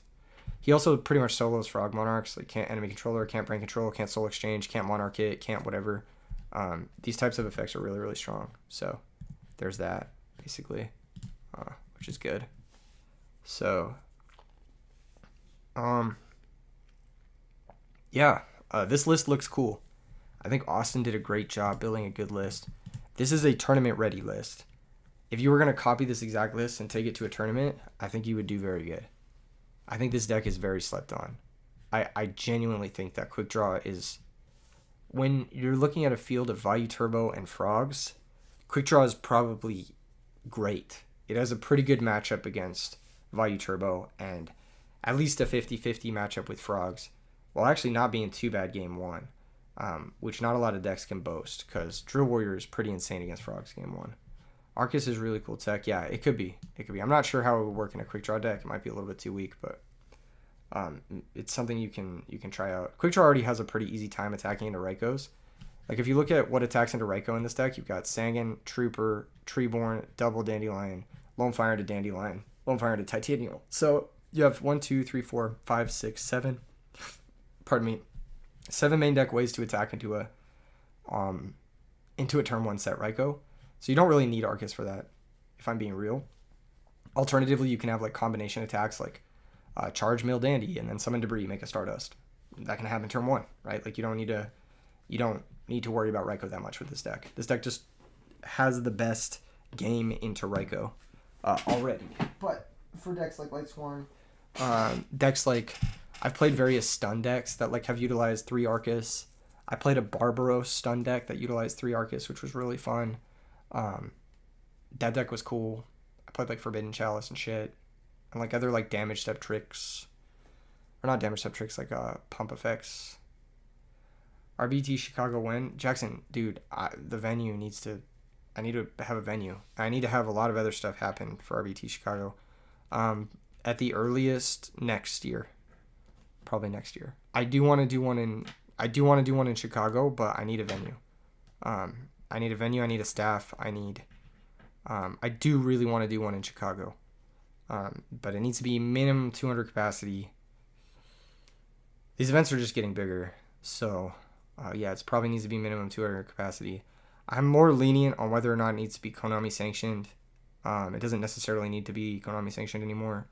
But it definitely needs to be able to hold 200 players. And we definitely need to have appropriate amount of staffing, like appropriate staff for the event. Those are the two biggest concerns, the venue and the staff. RBET China, that'd be fire, dude.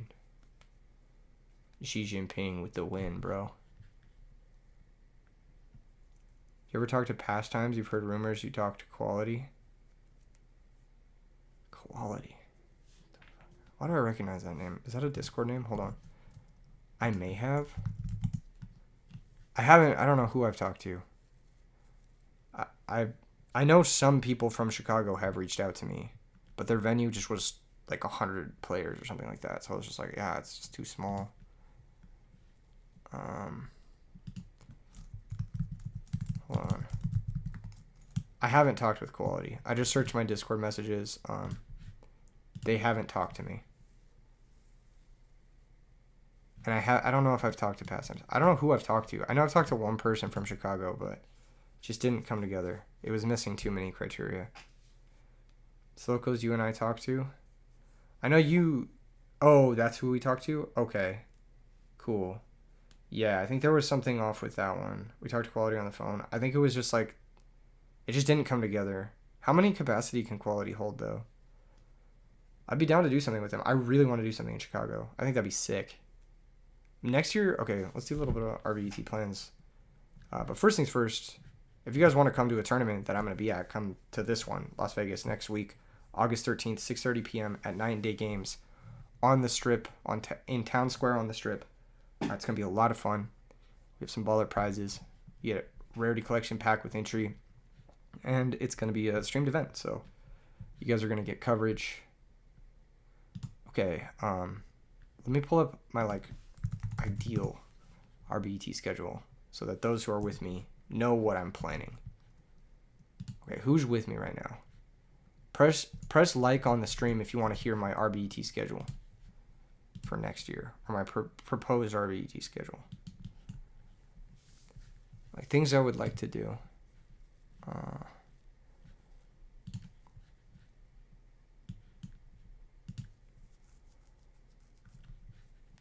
Text. All right. 1. I like to do SoCal again. This one's pretty much a given. 2. I like to do Vegas, hometown RBET. And that's why I think this is so important. If we can build up the local scene in Las Vegas and get enough people to come out to these tournaments, then with a strong local core, we can easily make an RBET happen in Vegas. But one thing that Vegas is lacking is a strong local core. It's solid. We're getting 15 to 20 players every week at various places. But we need SoCal numbers if we're going to do a Vegas RBET. So, yeah, I'm pushing for Vegas next year. Yes, and also if you can come to some of these tournaments, because they're going to be... I will likely be working with Night & Day Games and with the SoCal people as well to put on a Vegas RBET. Night & Day Games, they don't vend Yu-Gi-Oh cards, so... actually, they do, I think. They vend Yu-Gi-Oh cards, but they don't vend Yu-Gi-Oh singles yet. So, I don't know. Things are still up in the air with all that stuff. We're gonna get into that more. Fucking Lee Park. We are gonna get into that more. But I'll message you about that. Message me about that. We're gonna make it happen, basically. So I want to do SoCal again. I want to do Vegas again. RBT Texas. I want to do Chicago. I've never been to Chicago. Never been, plus huge local scene. I would love to do Chicago. Chicago's high up on my wish list. Maryland again. Maryland went really well. I haven't discussed the specifics with Feel Good Gaming, but I'd be open to doing Maryland again. And then you'll notice a problem. This is 4 RBETs already. This year we've only done 3. So, are we ramping it up? Question mark. Ramping it up? Question mark. Are we doing more than 4 tournaments? Is that what's happening? Is that what's happening? Because I'd be down. So the other places I'd want to do: Portland, Oregon, Pacific Northwest. 6, I'd like to do Texas. 7, North Carolina. Question mark. I don't fucking know. I know there's a scene out in North Carolina, but I haven't found a venue for it, so it's like whatever. 8, possibly New York again. If New York is sick, then possibly New York again. I don't know. New York hasn't happened yet. By the way, New York is really close to selling out, so sign up. What the fuck? The description below has the New York signups. What's the prizes for RBET? They're very good. They're not always the same, but this season we did a playset of Ultimate Kaius for first, plus a custom mat, plus an invite to a free cash tournament at the end of the year, basically. So it's like a three-part prize. If you come to Chicago, you personally have your grandma make you authentic Italian dinner. Hell yeah. Fucking, that'd be fire, James. That'd be really cool. I'm sure Chicago, the food in Chicago is gonna be amazing. Whether it's your grandmother's cooking or whether I'm getting a fucking pizza or whatever. Flake says better than a Switch. Infinitely better than a Switch. What's up, Melissa? Anyway, I don't know if New York is sick and New York shows up. So yeah, we need New York to turn out. North Carolina, I'm kind of like whatever about. Oh, fucking. No offense. Let's delete North Carolina. No, I'm just kidding. I love North Carolina. I would like to do one in North Carolina, but basically the East Coast ones are like, they're tough for me because it's a time change. Vegas would be sick. Vegas is my number one. Actually, I'm going to switch these two around. I want to do Vegas more than I want to do any of the other tournaments. I think Vegas would be the sickest one just because I live here. And so I would be able to go all out on the production. I could have really, really sick stuff happen. We could get maybe a really sick food truck involved. There's so many good food trucks in Vegas. I'm really plugged in with the scene here in Vegas with just like the entertainment industry. Yeah, Vegas is probably the top option. My biggest hurdle with Vegas is need to get local scene popping. And the best way to do that is getting people to come to these tournaments at night and day. That would be the best. We just need to get a local scene popping.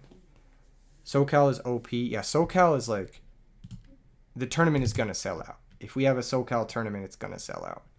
Chicago would be sick. RBT Mexico would be sick. I'm adding Mexico. North Carolina keeps falling. Mexico, 9. Italy, Germany, EU. North Carolina, you're 10. All right. You had 14 people today. That's good. Next week should be sold out, Spencer. Next week should be sold out, but who knows? We'll see. Vegas has such a small player base for Yu-Gi-Oh! It's kind of tough. But I hope next week will be sold out. RBT Mexico and you have a place to stay, that'd be sick, Glassett. That'd be hella sick. Lasers, lights, and music for when the duelist enters, like they have fighter entrances. Unironically, we could do some cool shit like that. Like for finals or something like that. Like, that would be fucking tight. We played at the SoCal tournament round 1. Oh, hell yeah, Wolf. If you need help, you'd be down with anything. Basically, we just need the local scene in Vegas to be popping. So if you know anyone in Vegas who wants to play Edison, and they want to come to this, or if you know anyone in SoCal who wants to travel to these weekly tournaments at night and day, that'd be really sick, and that can help us build up the scene. We can get other people who maybe play like One Piece and shit. Jackson says, are you trying to do like an ARG but for Edison? No. So I would like to clarify. No. Hold on. I am not, emphasis on not trying to be ARG. Okay? This is I am not trying to be ARG. Okay, that is not what I want. That's not what I want. Why? Why do I not like ARG? One, too much fucking effort. Two,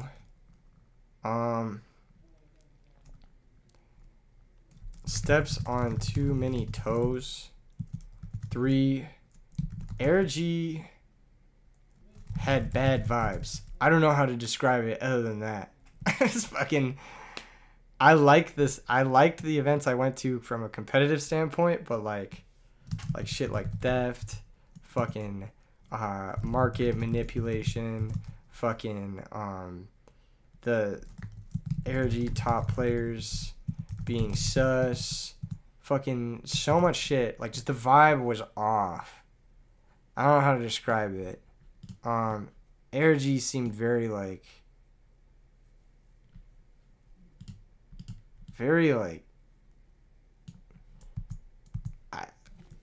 it's everything I didn't like about Yu-Gi-Oh. Everything I didn't like about Yu-Gi-Oh. I just want to focus on the stuff I liked about Yu-Gi-Oh, which is like, RBT is this. Pop-up vibes, homie vibes. Kind of like a big party for the community. So like, imagine like a community event.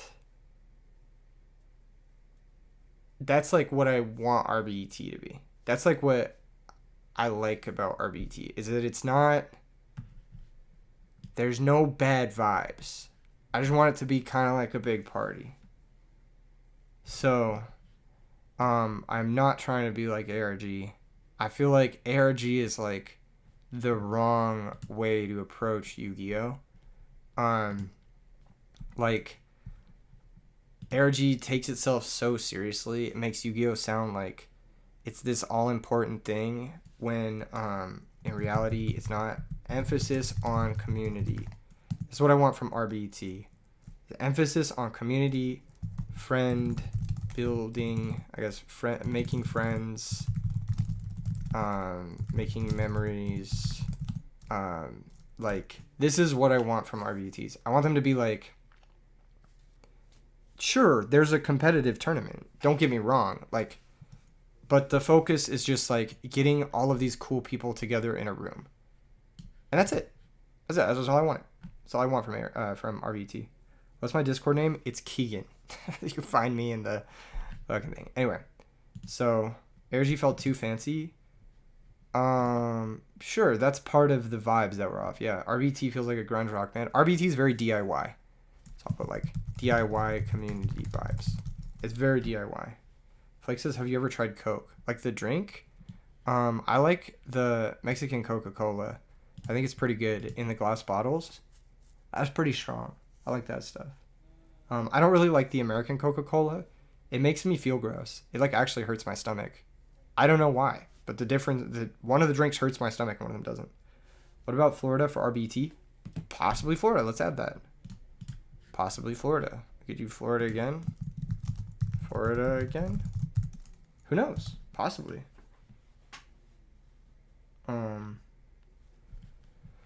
So yeah. Yeah, that's pretty much it. Come to Guadalajara, Mexican Coca-Cola and good food. RBT Mexico will be lit. RBT Mexico will be lit. I also, my Spanish is pretty good. So I would love to do, okay, so another thing I would love to do, double cast, one in Spanish, one in English. possibly Italian, German. I would love to have the exact same RBET stream streamed in 4 different languages. That would be fucking cool. If anyone would be willing to restream the RBET in a different language and would like to get in contact with me, we can discuss the details of that. Because that would be sick. That would be really, really sick. Oh, French too. Italian, German, French. Sorry. Yeah, possibly one of these. You're down to help. You've commentated Evo and fighting game stuff and have some experience. Big Edison player too. Wolf, you're my fucking guy. Let's get in contact about this. We can figure out the best way to get you on commentary. And we can also figure out like what your like pricing and everything would be for that. So, yeah. That would be sick. That would be sick. I think a multi like bilingual casting would be really, that would be one way to really level it up. It's free, bro. It's a game we love. Yeah, but let's be real. If you're gonna be putting in a day's worth of work, you want it. The point of the event is another thing I want to put. Profitable for laborers. Huge one. This one is huge. Green. I want it to be profitable. Oh, that doesn't look good at all. Hold on. Let's get like a darker green maybe. No, that doesn't look good. Let's just maybe red. How does that look? Yes, I want it to be profitable for the people involved. So laborers / people involved. I want the event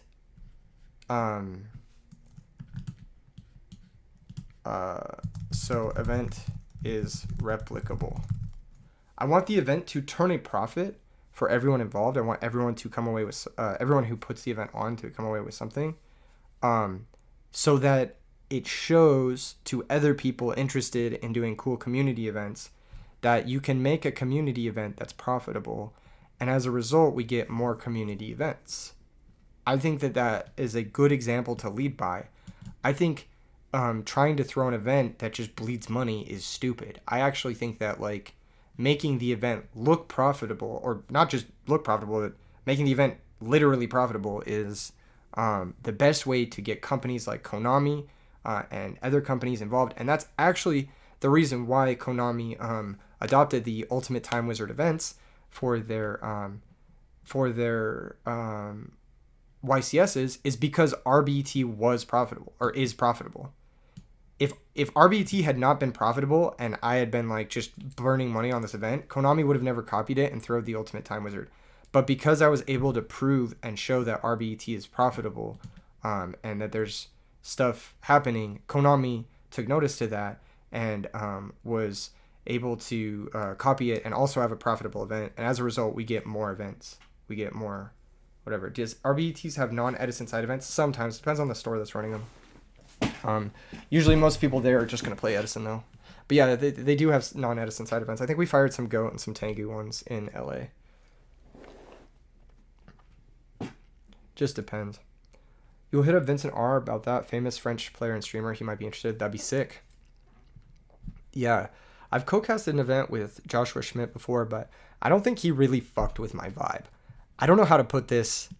I don't think he got along with me. Because I don't think he has spoken to me once since we threw that RBET together.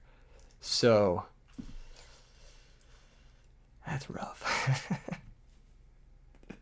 It's rough. I'm sorry, Josh, if I upset you, if I was a little bit abrasive, if I was a bit too unprofessional for you. Much love. I'm still a big fan of your work, Joshua. I hope it didn't rub you the wrong way. I don't really censor myself on stream. Anyway, these are my thoughts. He's a busy guy, to be fair. Oh yeah, for sure. He's a busy guy, and we haven't really had a reason to talk to each other, I guess, a professional reason, so it's understandable. So RBT is this, pop-up vibes, homie vibes. Yeah, this is it. You personally see how other formats are struggling. What do you mean by that? Oh, what is my opinion on TCG Rewind? That guy made a lot of weird videos about me, and he harassed me at YCS Las Vegas, and I told him to fuck off, basically.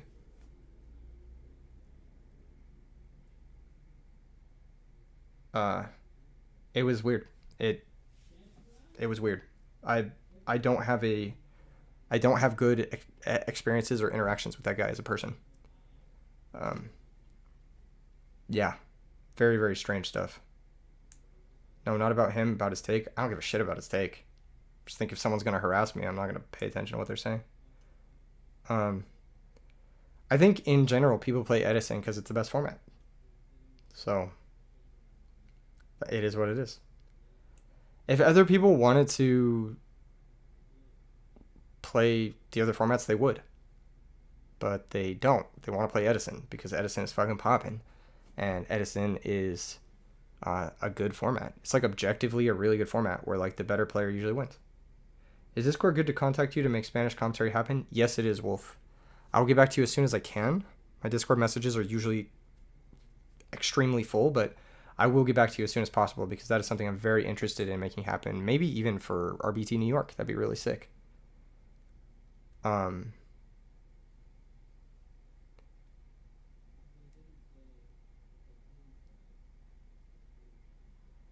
you see how other formats are struggling. Well, that's because most other formats are pretty bad.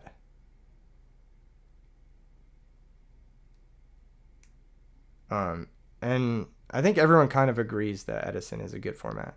Like, people will like complain about cards here and there, but everyone just kind of agrees that it's a fun and interactive and good format.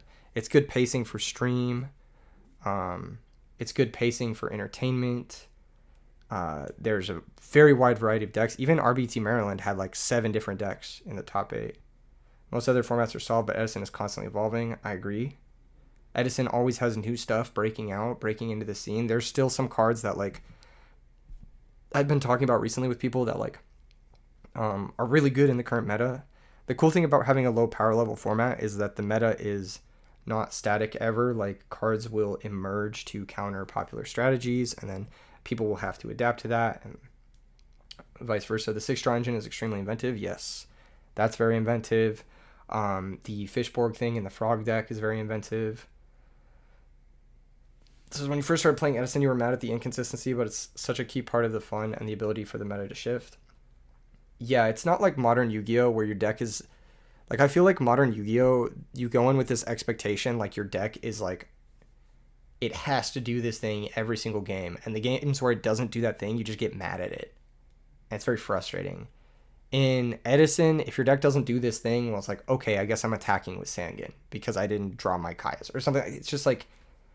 Your plan shifts game to game, and so like as you're playing, every draw and every game feels very different because you don't have this like hyper consistency of like I'm gonna pull off my full branded fusion combo 99% of games, and the 1% of games I don't pull it off, I'm just gonna go throw a hissy fit in the corner. You know what I mean? It's like every deck in modern Yu-Gi-Oh is a fucking FTK, so it's just like when your FTK doesn't go off, you just get mad. Edison is not like that. Every game is just like, you just play the 6 cards you draw, and you try to battle against your opponent's 6 cards that they draw. In Edison's consistent, if you play good cards, every hand is playable. Maybe some unfair stuff like viruses. Yeah. General skill compulsory. Yeah, I agree. It's a very skill-intensive format. Modern Yu-Gi-Oh! Has no battle phase.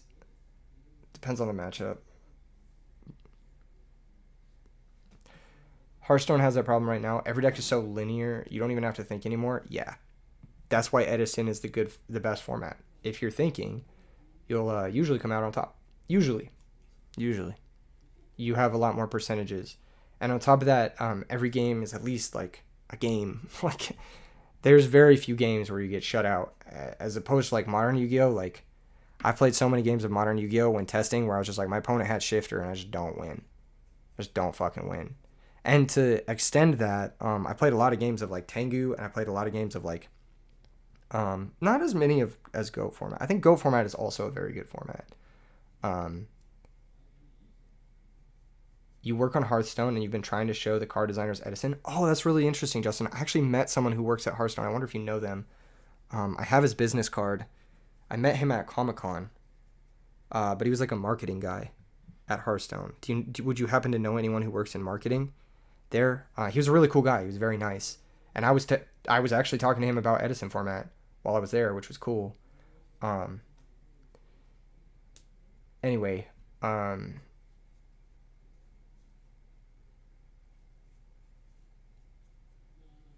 was I saying? Fucking Tangu has been ruined for you. Fuck Vanities, Maxi, and Valor. I'm just not a fan of the format. I think Tangu's pretty bad. I think someone else put it into words better than me. I think it was Sunny who put it into words better than I did. Infinity Soul says something you dislike in Edison and retro journals, how people shit on formats they don't like. You kind of have to though, because like people, dude, I get that question so much. I get the question like, what other formats do you play? I'm like, don't really play the other ones because they're worse. When you can pick any format you want to play, and even beyond that, you could make a custom format if you want to. You can make a cube if you want to, right? You have to know why you're playing that format, right? And also like, I think the messaging has to be really strong in order to like get a bunch of people together for something. And I do think like when there was like the initial group of us looking at all the formats and like testing out all the formats and seeing which one we wanted to like really go hard on, Edison just always felt like the best. It just always felt like the one that like, this is the one we could sit here and play for 4 years straight, like I have done on the channel almost every single day. I've played it literally almost every single day. And guess what I still want to do? I still want to play Edison format. No one in their right mind plays other formats as consistently as Edison, as I've played Edison, and like has a good time. You don't like that? There's a difference between I don't like X because Y and X is shit. I don't know what you're talking about. Other formats absolutely can be shit. I'm just wrong about Tangu. Unfortunately, you have that opinion. It's a great format. I can't be just wrong and have an opinion. If you get what I'm saying? Opinions can't be right or wrong. My opinion is that the format is shit. I agree with a lot of the other top players on the format who also think the format is uncompetitive. So that's just our opinion. It's not right or wrong. You can't have a wrong opinion, Max. Just like if you like Tangu, I can't tell you you're wrong. I can tell you why the format is less competitive, but I can't tell you that you're wrong. And it was also like really exemplified at Ultimate Time Wizard Vegas, where like the teams were like struggling to find Tangu players because nobody wanted to play that format. How does the worst format? How it's pretty bad. It's pretty bad. You dislike how my opinions are presented as truth? Okay. Don't watch me then, Infinity Soul. You don't have to watch me. That is your choice. I'm not keeping you hostage here. If you like other shit, go watch other shit. By all means. I'm not. You're well within your rights. I like Edison format, fucking clearly, because that's the format I like to play, and there's a lot of other reasons why I like it. How about Firewater? I heard it's better than Hat, but whatever.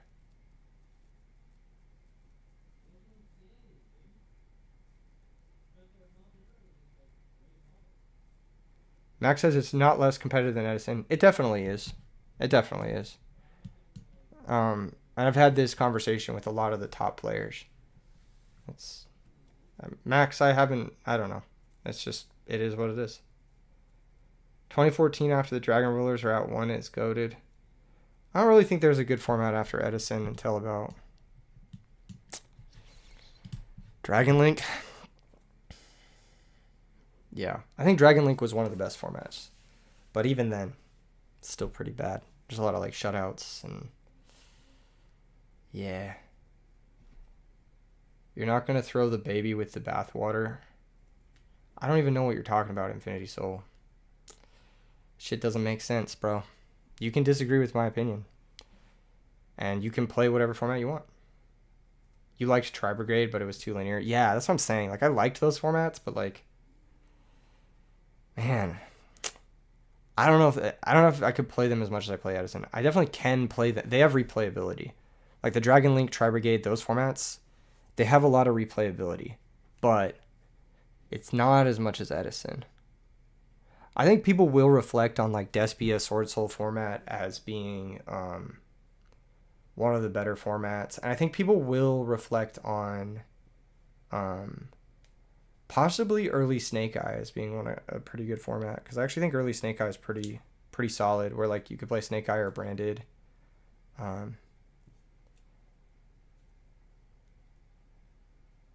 Finisol says, you feel all retro formats would be better if everyone present their opinions on formats and not blatantly shit on others? If I don't like something, I'm not going to lie to you. If I think something is bad, I'm not going to lie to you. What, you want me to lie to you? No, man. You don't understand. You just need to draw a shine ball more. The more you draw a shine ball, the more you realize, look, hear me out, bro. When you draw 3 shine balls and your opponent draws 0 shine balls and they get to go first and they set up gotchi, and you're looking at your hand of all shine balls and you're just like, okay. And then your opponent drops BLS Christia on you and you're just like, okay, you know what? Let's just go next. If that happens to you like 70 times or 80 times in your play testing, you know, it's subjective. It's subjectively something that's fun. Like, no, that's just subjectively mid. That's like fucking subjectively boring. Like, or even objectively boring. Like, that's just fucking, there's no, like, when your best decks all play Garnets inherently, you get so many games where you're just like garneted out of your fucking mind. And then on top of that, I think, like I said, Sonny put it way better than I ever could. But the interaction in Tangu format is like, you have to have it at the exact moment. There's no post interaction in Tangu. It's like, you either have the interaction at the moment when you need it or you lose. And so it's like, there's no like, whatever. Max says, bad example, every format has bad luck. Yeah, I know. But Tangu format only has good luck and bad luck. In a lot of matchups, like, have you ever played the Agent Mirror, dude? There's like 3 things you need to think. Like, it is insanely low skill. It is insanely low skill. And Agents is like a top deck in the format. Like, there's a bunch of other stuff like that. Like, sure, Tangu Plant Mirror is fine, but Tangu Plant's like weaker than Agents. You know what I mean? And then you've got Malefic Viruses. Oh, great. Duality into Future Fusion in Dragons. Fucking awesome. Even more uninteractive shit. Duality into Royal Tribute. Wow, I really want to play the format that has hella hand loops. Why would you want that? Like, why would I ever tell someone that, like, you can play what you like and then say that, you know, Tangu's not actually that bad, when, like, in reality, it invalidates the player so often that it's, like, not worth your time. I'm going to tell people my experience with the format. I'm going to tell people, Max says Black Wings are also low IQ. You're bad at the game if you think that. Black Wings is, like, one of the most high IQ decks in Edison format. What is Edison's premier Garnet? Titanium? It's probably Titanium, Malicious, Gilman. Probably, like, the big 3. You have to say you like how Sonny's video is made. States his opinion respectfully. I'm stating it disrespectfully. I think if you enjoy getting royal tributed, you might have like you might be a sadist or something like that. What is the person who likes pain, who likes suffering? Like, if you enjoy a format where that is consistently happening to you, I don't know what to say. That sounds fucking miserable. That doesn't sound like a game I would like to play. Max says you're wrong. Okay, you can disagree with me. Like you said, it's an opinion, right? And it's your opinion that Tangu format is good. That's totally fine. Why do opinions need to be stated respectfully? I agree. What do you do with Shine Ball? White elephant gift. Kappa. Oh.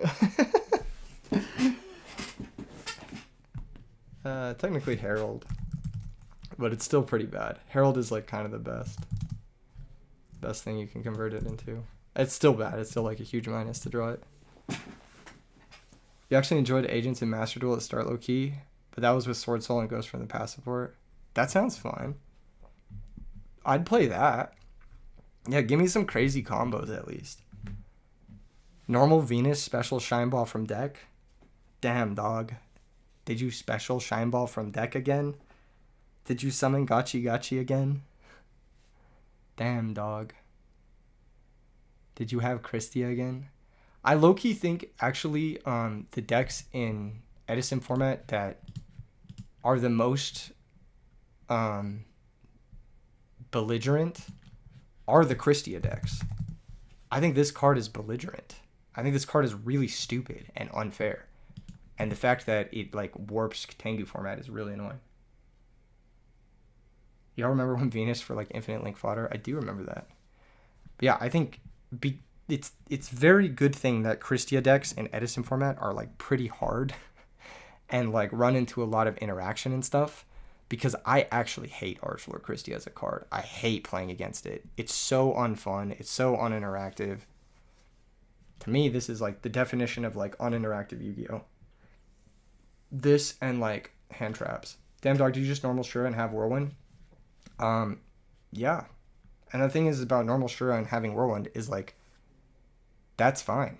That's, like, totally balanced. Like, that's, like, okay, you turned your Shura into, or your Whirlwind into a Rhoda.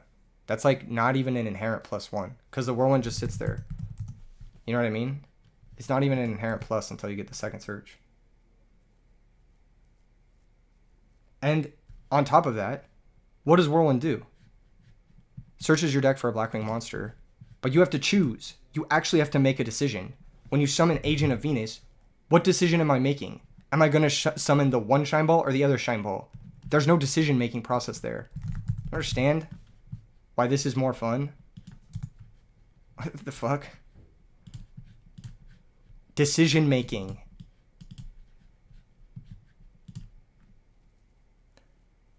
Left nut or right nut? You know what I'm saying? Like, terrible fucking comparison, Max. You strike me as a player who, like, is really, like, Stockholmed by Tangu plant format. Bro, the format's not good. I don't know what to tell you. It's like, it's fucking miserable to play. Even, like, I don't know. A guy at your local Tangu format went top 4 with agents and had no side deck. I'm surprised you had more than a top 4 with agents. What's up, Miles? How you doing? Or not with agents, with Tangu. I'm surprised there was more than 4 players. You contacted Vin's HS for the restream. Hopefully he will be down to contact you. Hell yeah. Thank you, Infinity Soul. That's what I'm talking about. Fucking productive. Fucking productive. That's what I'm talking about. That's a go right there. We can agree on one thing. Getting coverage in other languages is a great thing for everybody. Aw. You only like Tangu plant mirrors? I like them till I open triple Tangu. What if your deck had titanials built into it? I don't know. Tangu plant mirrors is alright. It just, BLS warps the shit out of the format. There's a bunch of other shit that, like, warps it. I'm not gonna say I haven't tried it either. Like, it was the first format we played when we were, like, trying to pick which format to play. We played a bunch of Tangu plant. We're just like, this is miserable. And then we, like, switched off of it because we were trying to find something other than GOAT to play. Because GOAT is good, but we wanted to synchro. I think GOAT is a good format. I objectively think GOAT is a good format. I think that there's a lot of decision-making skill, and it's a very difficult format to play at high level, and the good players usually win in GOAT format, so I do think it is a good format. Tangu is a great casual format. There are a lot of great casual formats. Tangu has some cool cards in it. Like Scrap Dragon. I like Scrap Dragon. It's a cool card. Do you guys like Scrap Dragon? Press 1 if you like Scrap Dragon. Press 2 if you hate Scrap Dragon. How many people in here like Scrap Dragon?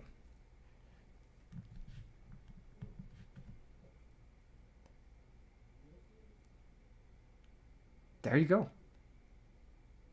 There you go. People like Scrap Dragon. It's a cool card. I think it's a cool card. There are cool cards in Tangu format. Don't get me wrong. There's just a lot of dumbass cards and the ban list is bad. You wish Scrap Dragon was in Edison? Check this shit out. Check this shit out. Check this shit out. September 2011. Trap Dust Shoot is at 1. Duality is at 3. Just Duality into Dust Shoot, guys. Would Duality ruin Edison? Yes, it would. It would ruin Edison. This card is not fun. This card's not fun. It only promotes uninteractive bullshit.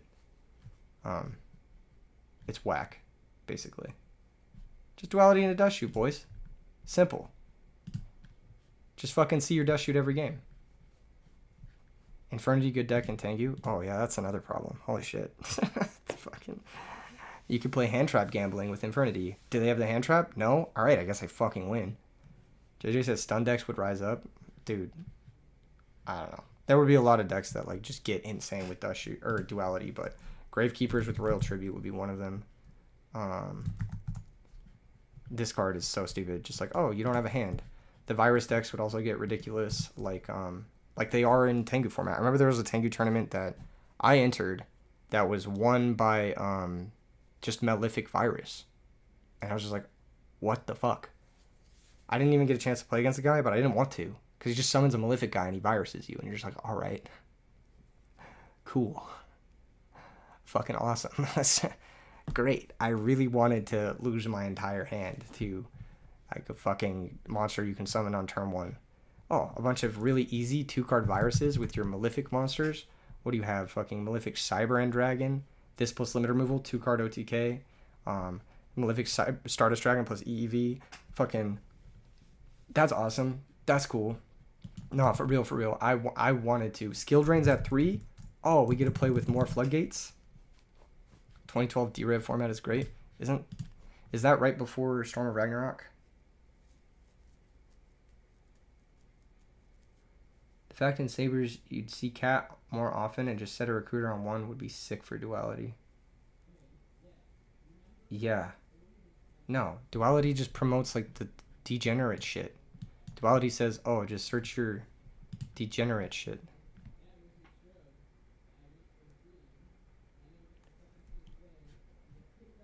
Drop Nordic in Edison and watch it still do nothing. What is Nordic? Someone explain this shit to me. I remember there was a card in here. I think it's called Gleipnir. I remember everyone wanted this card. This card's normal summon if your opponent controls a monster and you control no other cards. You can banish 2 Nordic monsters from your hand. Special summon 2 tokens. Oh, yes. We can -2 into a synchro monster. What is it? The Gleipnir card. I remember Gleipnir. This card just looks cool. God, this card sucks. Just looks cool, though. Isn't there an ultimate rare?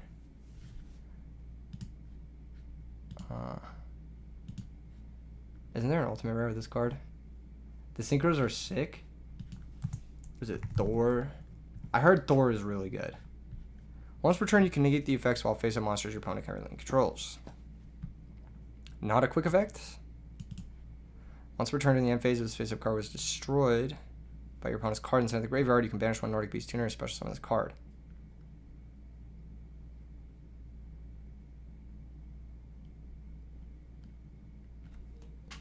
Why is this card good? Is Bottomless, like, not legal? What's the deal with this guy? I guess people don't play Bottomless, do they? Because they play Warning instead? Is this card good? Someone confirm this with me. Thoughts on Battery Man? I don't know, man. What's the other guy? Odin? He looks cool. He comes in Ghost Rare. I know that. Once per turn, you can make this card be unaffected by spell and trap cards until the end of this turn. Word up. They just chain Bottomless. And your guy gets banished. Okay, cool. Once per turn in the end phase, if it was destroyed, you can banish a Nordic to special summon it. When special summon, you draw 1 card.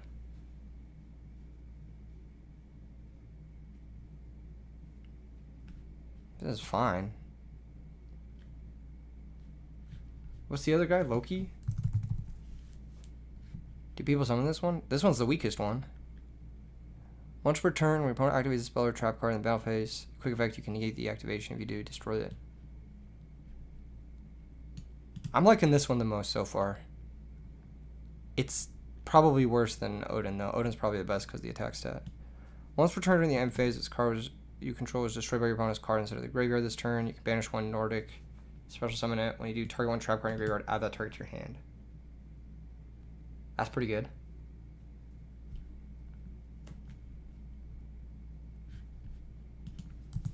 Nordic. Isn't there a guy? Who's the Nordic guy? There's a Nordic guy. Not this guy. This guy's pretty good, right? No, that guy sucks. Oh, he's a tuner, though. Hold up. What does this guy do? When it's card normal summon, target one Nordic monster in your graveyard, add that target to your hand. Oh, but he's 5 stars. Ew. Gross. Where's the guy? Oh, this guy. This card is destroyed by battle. This is the one.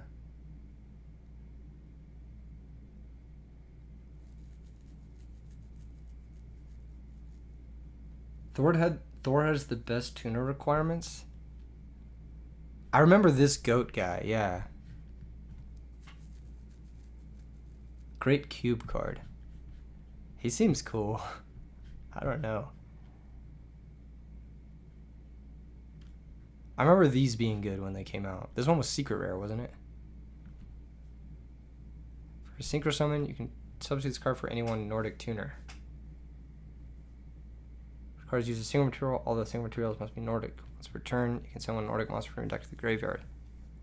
Level alter.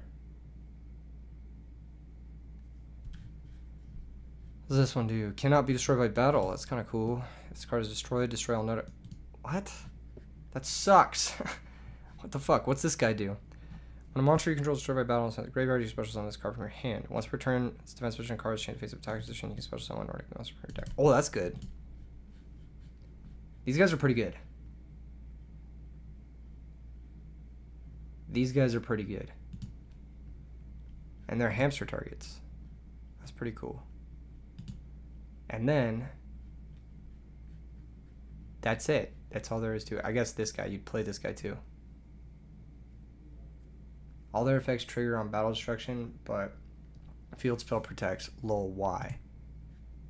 Yeah, the cool thing about Gleipnir is you can Gleipnir to search for the other goat guy. This guy. What is it? When a monster is destroyed by battle. So they attack you and then you Gleipnir. And then you get this guy. Hell yeah. And then he can get this guy who's a tuner. And this guy's a pretty good tuner. I think this guy's a pretty good tuner. So the problem is the synchros suck ass. Is it? What are they called? Thor. Lord of the Aesir.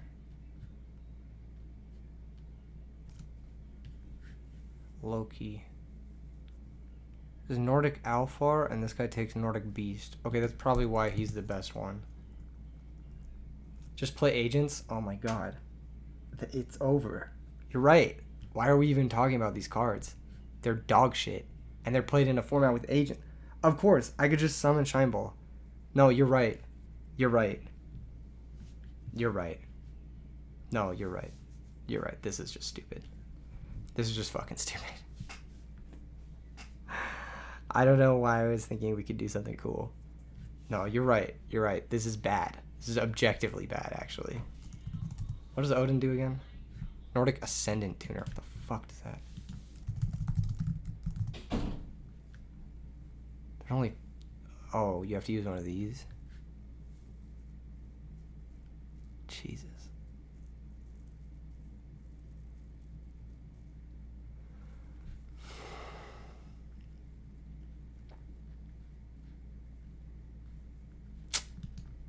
Good shit, guys. Good shit. Thank you for taking me down a rabbit hole with cards I've never read before and probably will never think about again.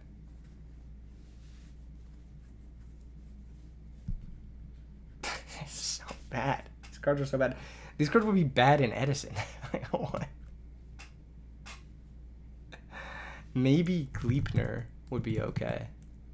What's the Gleipnir? This one. Assemble the deck and play a Tangu match? No.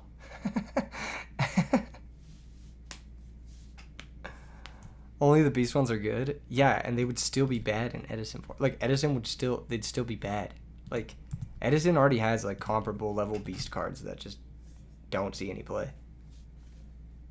Nordic Edison deck? That would be funny. It's me just playing Nordic and Edison and getting fucking steamrolled.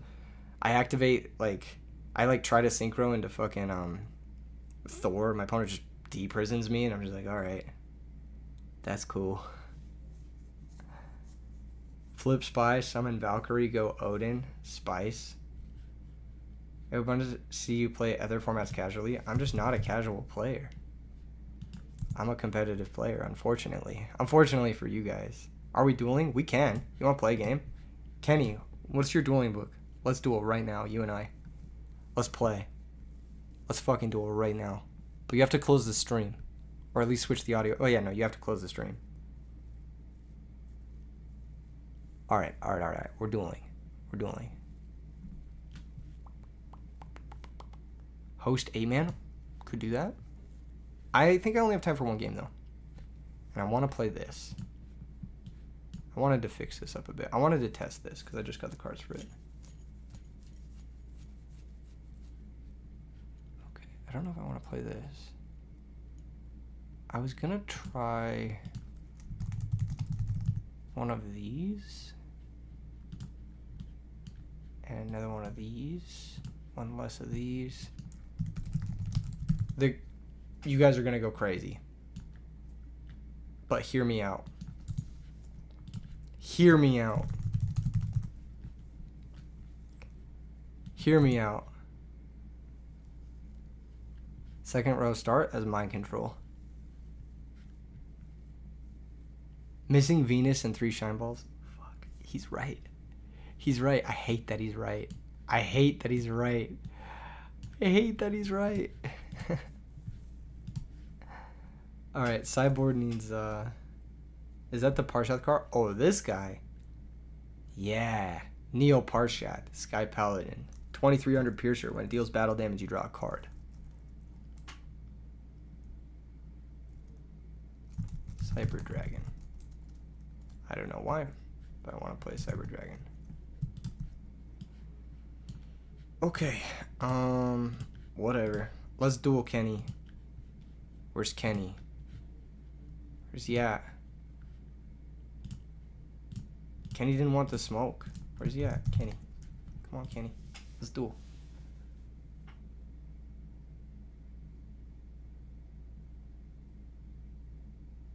How do you foster a community that's competitive without getting to the point of players cheating or shirking? Just foster people not doing that and ban cheaters. I don't know, man. It hasn't really happened at the RBTs, which is nice. I mean, not that it can't happen, but... And not that situations don't come up, like the one we talked about earlier on stream. I think you just need to have proper enforcement, and you need to publicly shame it, and I think you need to be really anti-cheating with your messaging, and remind people that cheating is pointless and ruins the fun for everybody involved, even the people cheating. Someone play me. Where the fuck is Kenny? God damn it. At this point, I'll take anyone who's not Kenny. You've never been called out so fast in my life. You were just asking for dueling in general. Kenny, get on Dueling Book right now. Right now, get on Dueling Book. You'll play me, Bronson? Okay. Shit. But you just saw my deck. That's the problem. Pretend you didn't see my deck. And we'll play Bronson. Let's do this. Let's do this. Portland Poliwags. It's like 2:30 a.m. Not here. It's only 11:30. Let's fucking go, baby. We're dueling now. Good luck. He'll close stream. Oh, he'll close it after he saw my rock, paper, scissors. Severely disappointed in Kenny's. Kenny is, Kenny just didn't want this smoke. Understandable. It's okay to be scared. Okay, watch this shit. Hecatrice? No. Iados. Do we Iados again? Yes. Normal Valley. Hecatrice. Give Valhalla.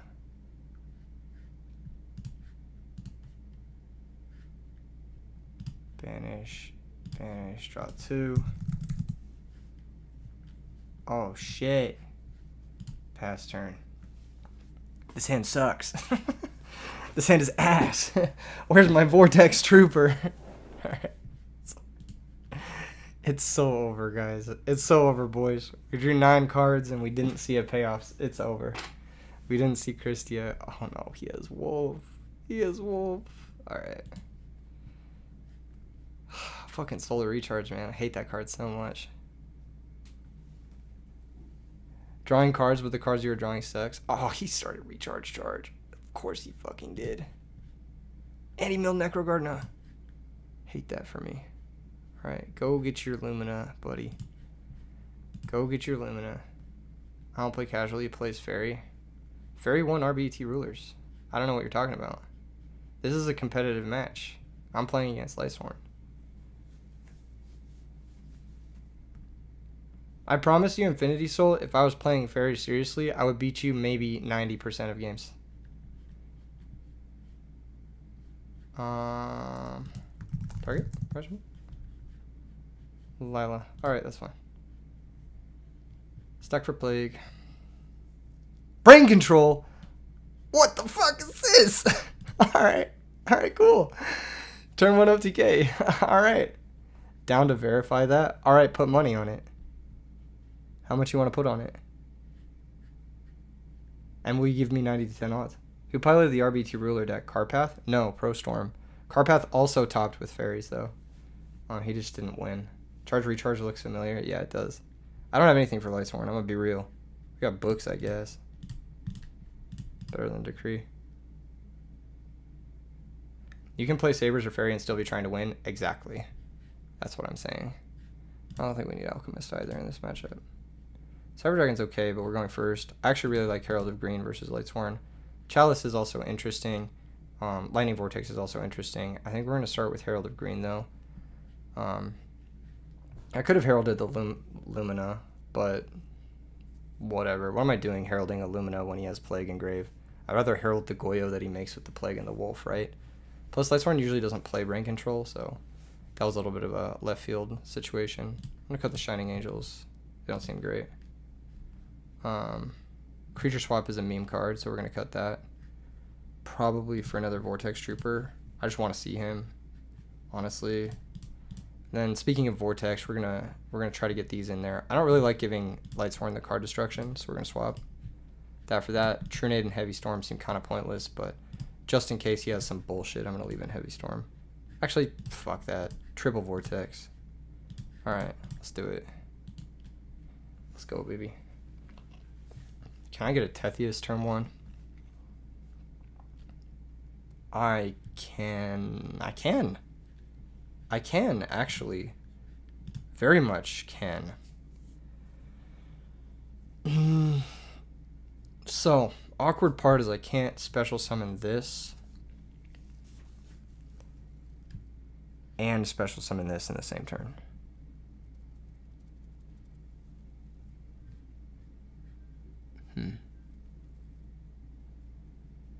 So I think the plan is to do the draw with the Cyber Valley again.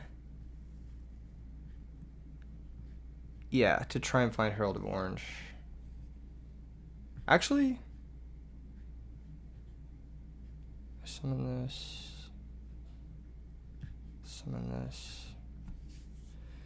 Oh, it's so awkward. That's why I don't like Yados. I might move away from it. I'm trying to think what we could hit after we spend our normal. It just digs us 2 cards deeper.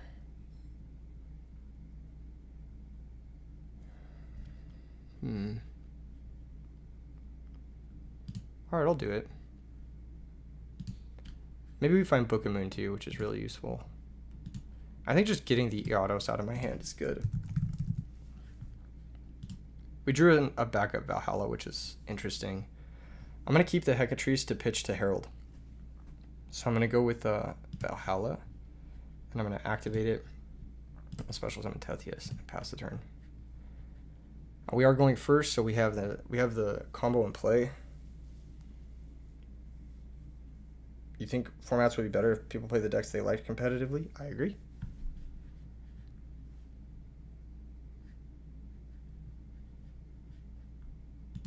Draw.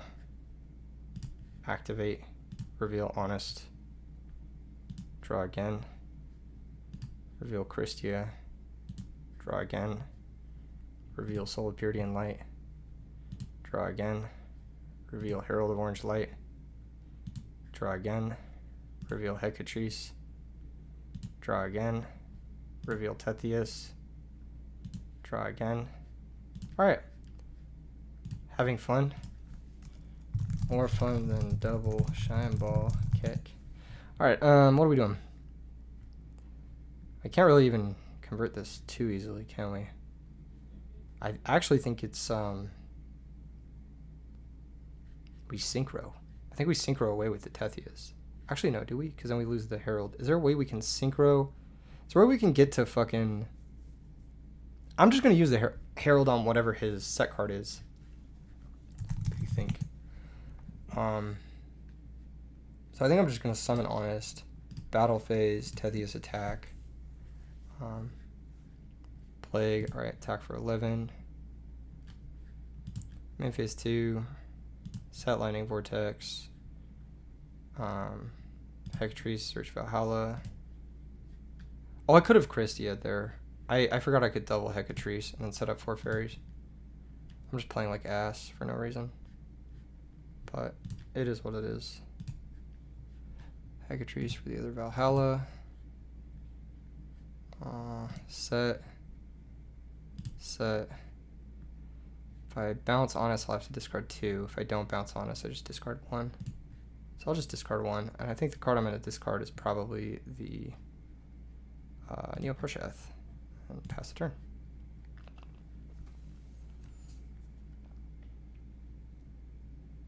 So we have a couple of hand traps here. And we have some easy Christia setups, so that's pretty cool. Targets my Honest. Why would you do that? Why would you do such a thing?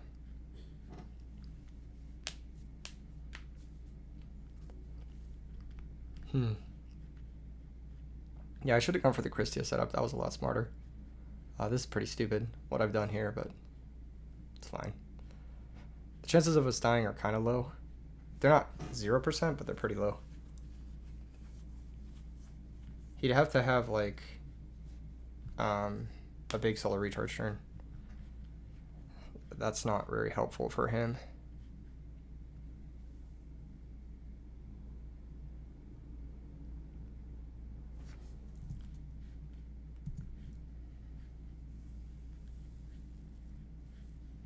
Aaron. Cool. I'm just gonna let the Honest die. I don't even really care that much. I can just get it back. In a mill, Reincarnation, his own Honest, and Celestia. Draw for turn. Activate. Reveal. Draw. Reveal. Draw. Okay, we drew book. Cool. Special Christia. Oh, do we want a special Christia yet?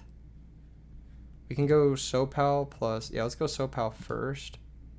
Banish, banish. Special Sopal. Normal Herald of Orange. Synchro into Avenging Knight. And then Special Christia, add back Herald. Or we could add back Honest. Doesn't even fucking matter which win. This turn.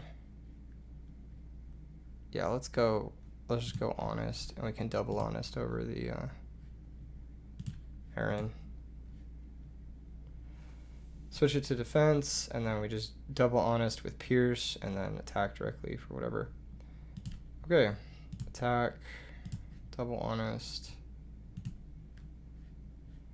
He's gonna take 1 billion, and then we just attack with either one of these for game. So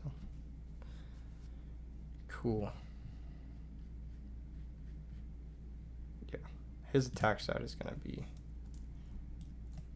yeah, 1 billion. All right, cool, sick, fucking awesome. Really sick stuff. Do I like the draw traps over yugiohs? Maybe only 1 to 2 to keep the fairy count? Yeah, you could play one over yugiohs. I think yugiohs was pretty good for us that game, though. It gave us the Cyber Valley start, which was nice. Going second, is there anything we want differently? No. Fucking run it back. We could bring in Heavy Storm going second, I guess. Doesn't really matter.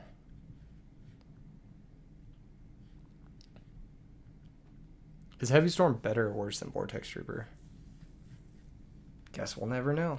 Guess we'll never find out.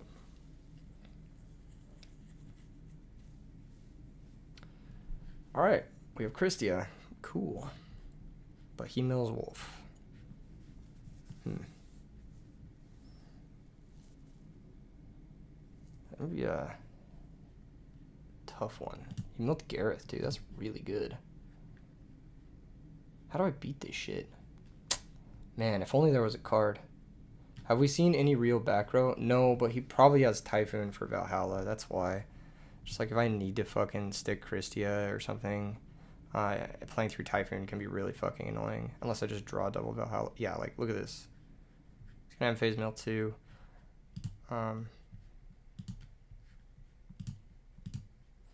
Still going to try it. I guess. I could just pass, right? We have Trag. Honestly.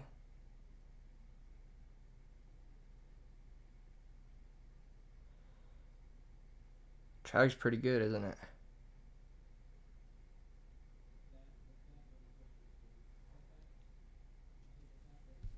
Yeah, I think it's just pass. See what he wants to do. It might be too passive. Not going Lumina into Gareth is interesting. He saw my deck and he knows I side 3 Lightning Vortex. That's it. That's all there is to it. That's the only reason. He also might be trying to play around Herald of Orange. But he saw my deck, so. Now he's going to do it. Cool. So he's got Lumina. Activate. He has to pitch a card here.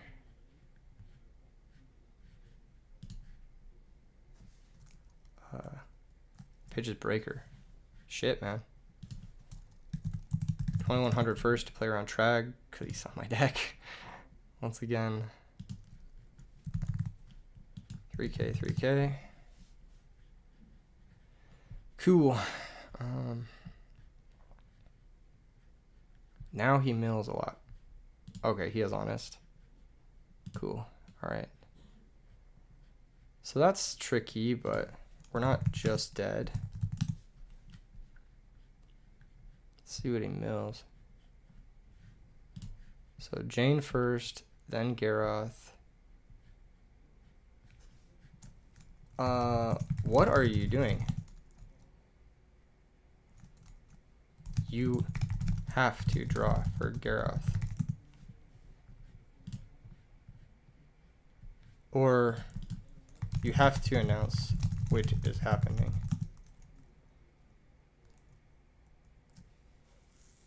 Yes, Lumina. Yeah, you can't just start milling random cards from your deck. You have to say which one it is because they mill different numbers. No.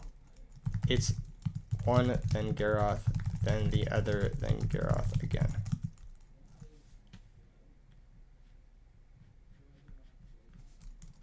Lumina and Jane don't happen simultaneously. They are separate chains. Either way, why are you viewing deck? What are you doing? What is my opponent doing here?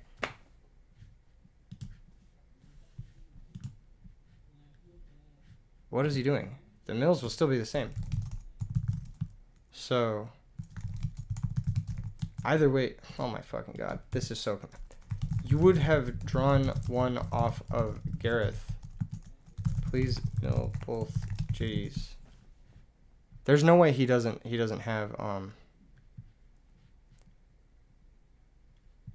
That's why he doesn't eliminate Gareth. So you draw one, yes. Then Jane mills 2, then Gareth mills 2.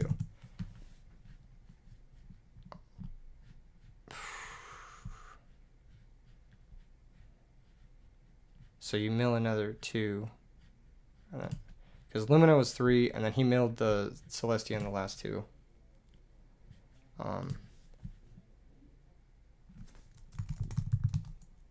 You mill more. 2 for Jane. 2 more for Gareth. Yeah. So now we'll form a chain.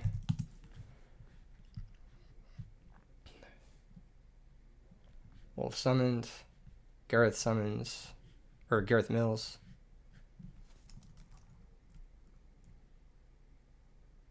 No. You mill 2 for Gareth. Then if you milled a name, you draw. Now you draw 1. Hey, don't. There you go. Okay. Okay. Cool. He said keck.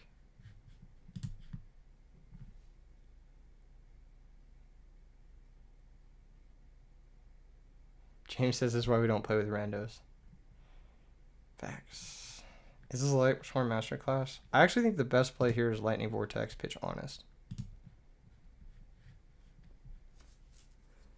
Teaching the community how to play. I am literally spoon feeding him what is written on the card. Activate Valhalla. Okay, he had a typhoon. That's why we saved the heck of trees. Jeez, it's almost like I'm playing against myself right now. I'm that one meme where it's like playing against himself. Attack for 28. Hopefully this wins. I don't know. Set Book of Moon, pass the turn. He shouldn't have to be fair, Lightstorm plays itself. If you can't read how your cards are milled, if he tries to special summon something right here, I'm gonna scream. Alright, that's annoying. That's probably a Raikou. What the fuck? What the did he just try to summon twice? What is this guy smoking? What is happening here? Alright, attack. Raikou, alright, wants to blow up the Christia. Goes to the top of the deck. He mills 3. Cool. Main phase 2. Do I special out the Yugiohs? Or do I wait to special?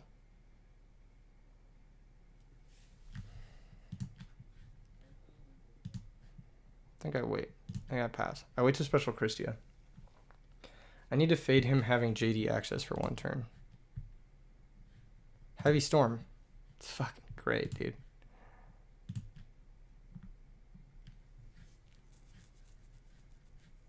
Cool. GG's. GG's. Please read your cards before you play me again. Jesus fucking Christ. Yada would be so good here. Yeah, it would have been really good. We got owned though. What can I say? I didn't draw Vortex Trooper. So I don't know how good it was. I don't even know if I should be siding the third. This is kind of a meme. I think Yada would have been good in that matchup though. Heavy Storm also would have been okay. The Book of Moon just was not very good. At the end, he just had Heavy Storm JD after he drew 15 cards. So, like, what am I supposed to do? It is what it is. We didn't draw our Herald of Greens and stuff. It's possible we just need more Herald of Greens. So we don't get cheesed by fucking spell cards. That seems good. Why do I like Fairy so much? I don't. I really don't like Christia. I think it's like I think it's a brainless card. You just summon it and you hope it's good enough. Kind of like what happened in that game. I like Honest. I think Honest is a really fun card to play. I also like this guy, the Goddess of Light. I think it's pretty cool. I kind of wanted to try this deck because I have it built in paper and I've never played with it. So I'm just like, okay, I need to play test it, right? That's how this works. We didn't have any like mid-ground plays. That's why I think those games fell apart. Like, Yugioh was kind of mid. I'm not gonna lie. It was like okay to draw with the Valley. You getting the new Light of Destruction Ghost Honest? I have the old Light of Destruction Ghost Honest. So But I will probably also get the new ones. I collect the fairy cards. We could do like a little collection show off at some point. How many of you guys would be interested in seeing this deck in paper? It looks really good in paper, by the way. It looks hella clean. I'm just not sold on the list. I think this whole like creature swap vortex trooper thing is kind of a meme.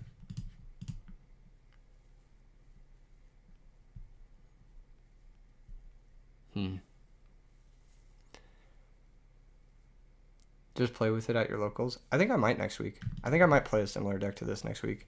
But I need to get the sideboard right because like I don't think this card's that good. I don't know about Chalice. I do have a tournament next week, yeah. I might play this deck. It'd be cool. You want to see what I normally play in paper, usually have together?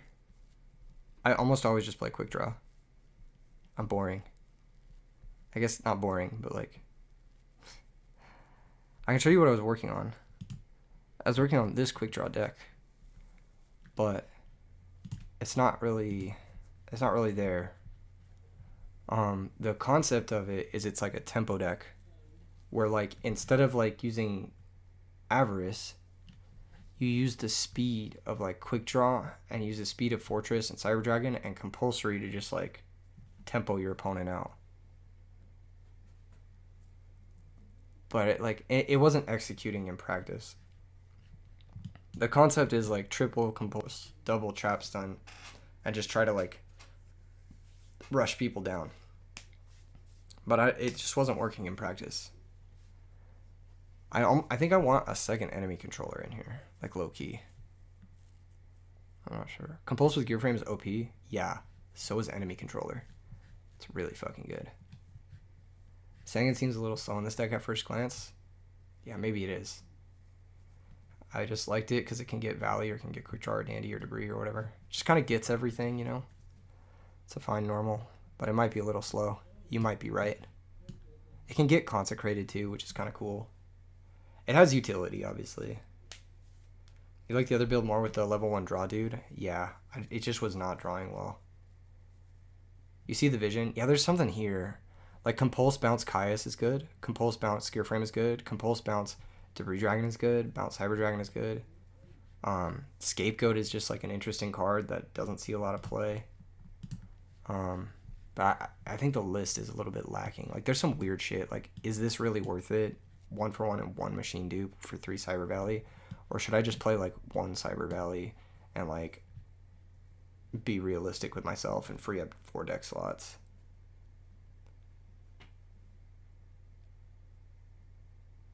You know? So I don't know. It's an okay concept. I just don't think it's right. I don't think it's quite there. But the concept is like kind of like a Machina quick draw tempo with triple compulse. I think the Cyber Valley stuff might be ambitious though. Valley being a machine gives it enough validation. That's what I was kind of coping on, but I just wasn't landing, or I just wasn't seeing the valleys when I needed to. You liked the Quick Draw Machina? Yeah, I liked that one too. That's the one that went undefeated at RBET LA. Let's see if I have that one in here. I may not.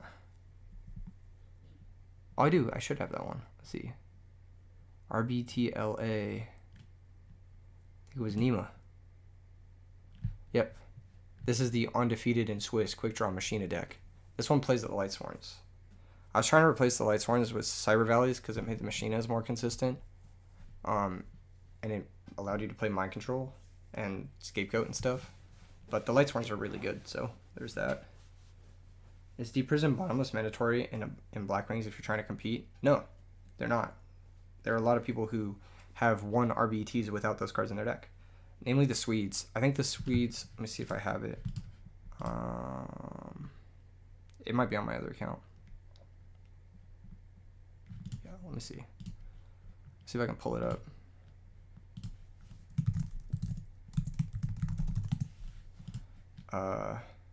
There was a, what do I think of the Jinzo OTK deck that got 18th? I haven't looked at it yet. Yeah,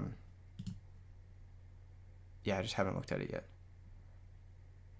Hold on, what are we doing? What was I looking at? Oh, Swedish Blackwings, yeah. They had this fucking thing. I might not have it. Jeez, man. Why do I have... it might even be on my other account even. But basically what they were doing was this. It was just like...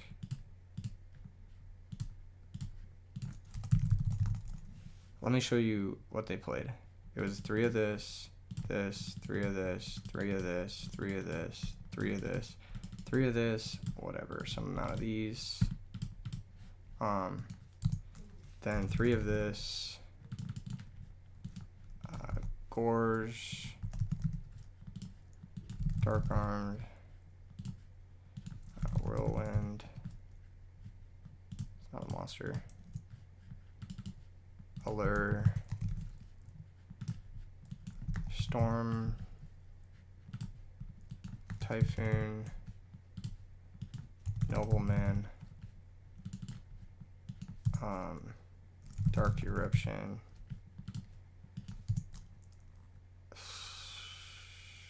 Oppression. I'm doing this off memory, but I'm pretty sure this is what their lists were. Solemn, Force, Dust Shoot, and 3 Icarus. And this was their main deck. And this, like, won a bunch. I think this was, like, early 2022. Oh, they played Rhoda. They might have played Rhoda over Dark Eruption. I don't remember. I know they adopted Dark Eruption, like, later. Or they might have played, like, one less Extermination and played the Dark Eruption.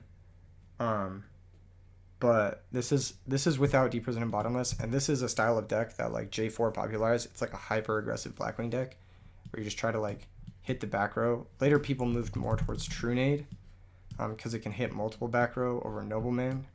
Just depends on what you're looking for. But this was, like, the list at the time that everyone was, like, kind of playing. I don't know if it's, like, changed or been more refined or whatnot, like, especially with the draw traps and stuff. It is a bit defense light for my tastes, but, I mean, it is what it is. One thing that they were doing was they were playing 3DD Crow, I think. And the cool thing about DD Crow in this deck is Dark Eruption can reuse it. So if you get to the late game where you have like a Blizzard or a Clute or a DD Crow or a Gale or something like that, Dark Eruption can always reuse. Like it has a wider variety of things you could reuse. Add triple Upstart. They never played Upstart. Just because they were playing it like an aggro deck where they were just trying to deal 8,000 as quickly as possible. What do I think of players cutting Solemn? I don't know. I'm indifferent. It's a broken card, but 4,000 is a lot of life points. I think Solemn's good, but I don't know. Your deck has to be able to take advantage of it. Like, if like 90% of the time it's getting used as a bottomless, like that just costs 4,000 and doesn't banish, like I don't know. I just think the versatility of it is really good. It can like interrupt Caius, which is really important. You said a hot take. A lot of decks can get away with like how many defensive traps? 5 defensive traps? I disagree with that. I think if you have like 5 defensive traps, you're gonna get your shit pushed in. I think you need at least 8 pieces of interaction, like defensive interaction. This deck has 7 here, but it has 3 Kalutes and it has Gores, so it's like 11 kind of. I don't really count Dust Shoot as interaction because it's not positive tempo interaction. I still think you need at least 8 like ways to interact on your opponent's turn. I think anything less than 8 is really low. Depends on the deck though. Like some decks I'm cool with less because like Titanial like kind of counts as more. You know what I mean? Like with Amaryllis I'm down to go lower just because Titanial is like pretty sick at like making sure you don't randomly die. I don't know. Let me know what you guys think. But I think 5 is really low. You're just going to get some games where your opponent just like kind of does their thing and you can't stop them.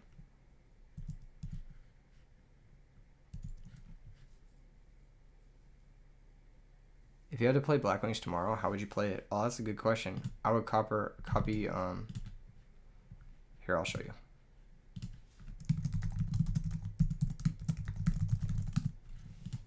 How would I play it? I would copy HT19's winning list. And I would play it card for card. And I would change nothing. This is exactly how I would play it. Why? Because it got first place. So it must be pretty good, right? I just copy this list. Hector's list is very clean. Yeah, I have no complaints. Like, looks perfect. Looks like the Blackwing list to me. Does what it does. 6 draw trap sounds fun. Just looks very clean. It's like very, the concepts are very sound. And you can side accordingly.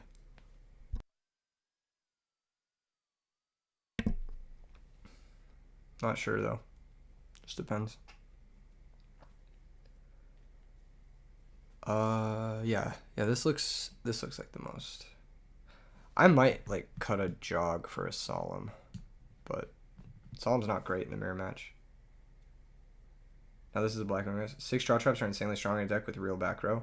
I agree because it like just creates 50-50s when your opponent goes for a spot removal. Thanks for your insight. Yeah, I just think like it's like when I'm looking at lists to copy, like people like look at top 8 lists and be like, oh, I should copy this, I should copy that, whatever. I basically think like first place lists are pretty good place to start. Like if you want to change it, sure, that's cool, but like I think a first place, like if you just take a first place list and be like, this won the whole event, this went undefeated. If you can't improve it either for your playstyle or for like what you want, then the next best thing you can do, like let's say like, okay, I need to write out my thoughts on this. And this will be the last thing in the stream will probably end, but basically let's say like, let's say, okay, your goal, what is your goal? So your goal is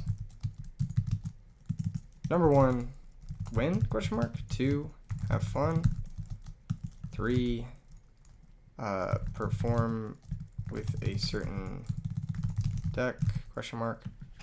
I don't know. What is your goal, right? So like every time I enter a tournament, I try to think like, what is my goal of this tournament? Win, have fun, perform with a certain deck. For me, my goal is almost always this one. It's almost always 3. And then usually a little bit of 2. Usually a little bit. But it's almost always 3. Because I want to make a cool video with like a fresh deck. But like a deck that like can compete in a tournament, you know? So, yeah. These are the big main goals. If your goal is to win, and you're not a great deck builder, like let's say... Okay, hold on, let me write this out. If goal is number 1, then copy first place list. Just copy one. Unless you think you can build a first place list. That's it. If your goal is number 1, then just copy the winning list. That's it. I don't know. Unless you think you can build a first place list, then do that. Hit that like button or you'll draw Titanium every game. If your goal is number 2, pick the deck you like the most, copy what you can from first place lists. So this is fun. I think kind of proven how Hamza got second with Fraser's list. Well, I mean, yeah. I mean, there's very little difference between, like, Frog Hero lists at this point, but yes. Do I ever use stream notes for YouTube videos? I don't know what that is, but I could maybe. I don't know what it is. I just use Photopea because it's simple. And it's in browser. So, if your goal is number 2, I would say just, like, take the list that I've been doing the best. Said if only if you had more first place lists for X Sabers. Well, I kind of laid groundwork for a list that I think could get first place. Totagon took that and he like improved it a little bit. And then you have your own twist on it as well. But I think both of you guys did build lists that could get first place, which I think is good. And you guys wanted to perform with the deck that you wanted to perform with. Now, if goal is number 3 and no prior results, which is, if your goal is number 3, it is the hardest goal. It is by far the hardest goal. It's way, way harder to perform with a new deck. It's just gonna, you're just gonna need to, 1, test like hell, first meta, 2, enter a ton of events to learn. So like, if your goal is to perform well with a certain deck, like a deck that hasn't really, let's say like not a lot of people, like for example, X Sabers, that's a good example, right? Well, X Sabers is not a great example because there are prior results for X Sabers. Let's say, I guess,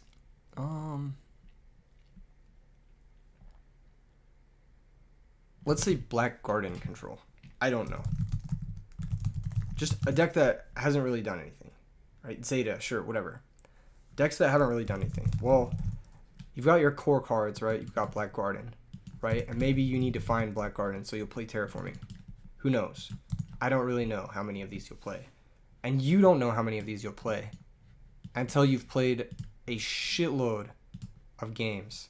I'm talking like hundreds to thousands of games.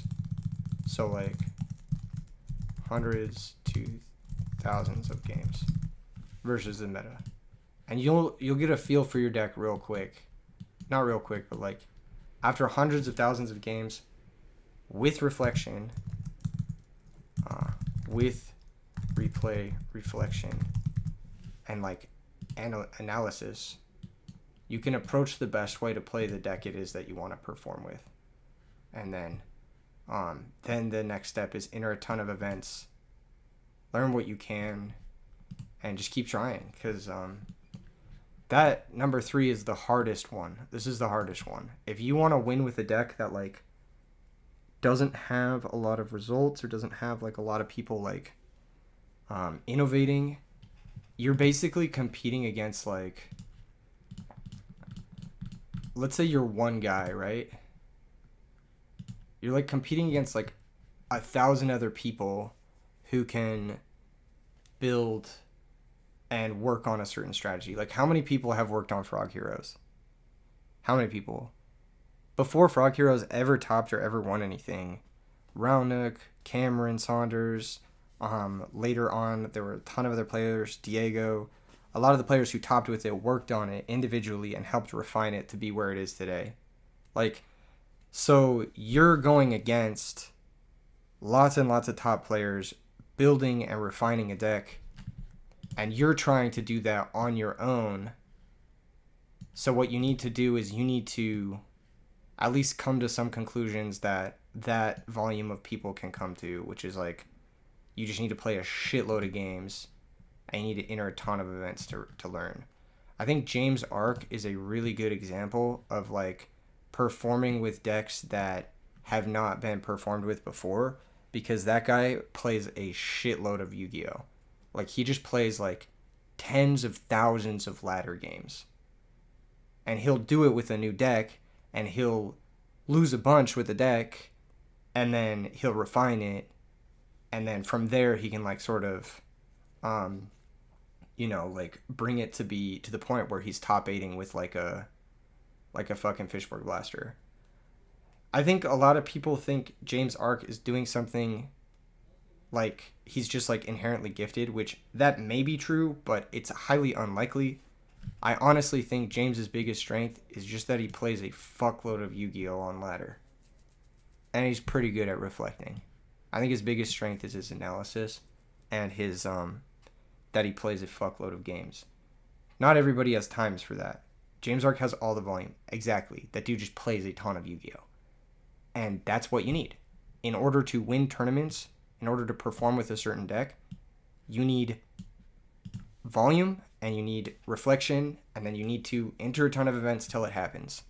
So that's what you need, and that's kind of what I want.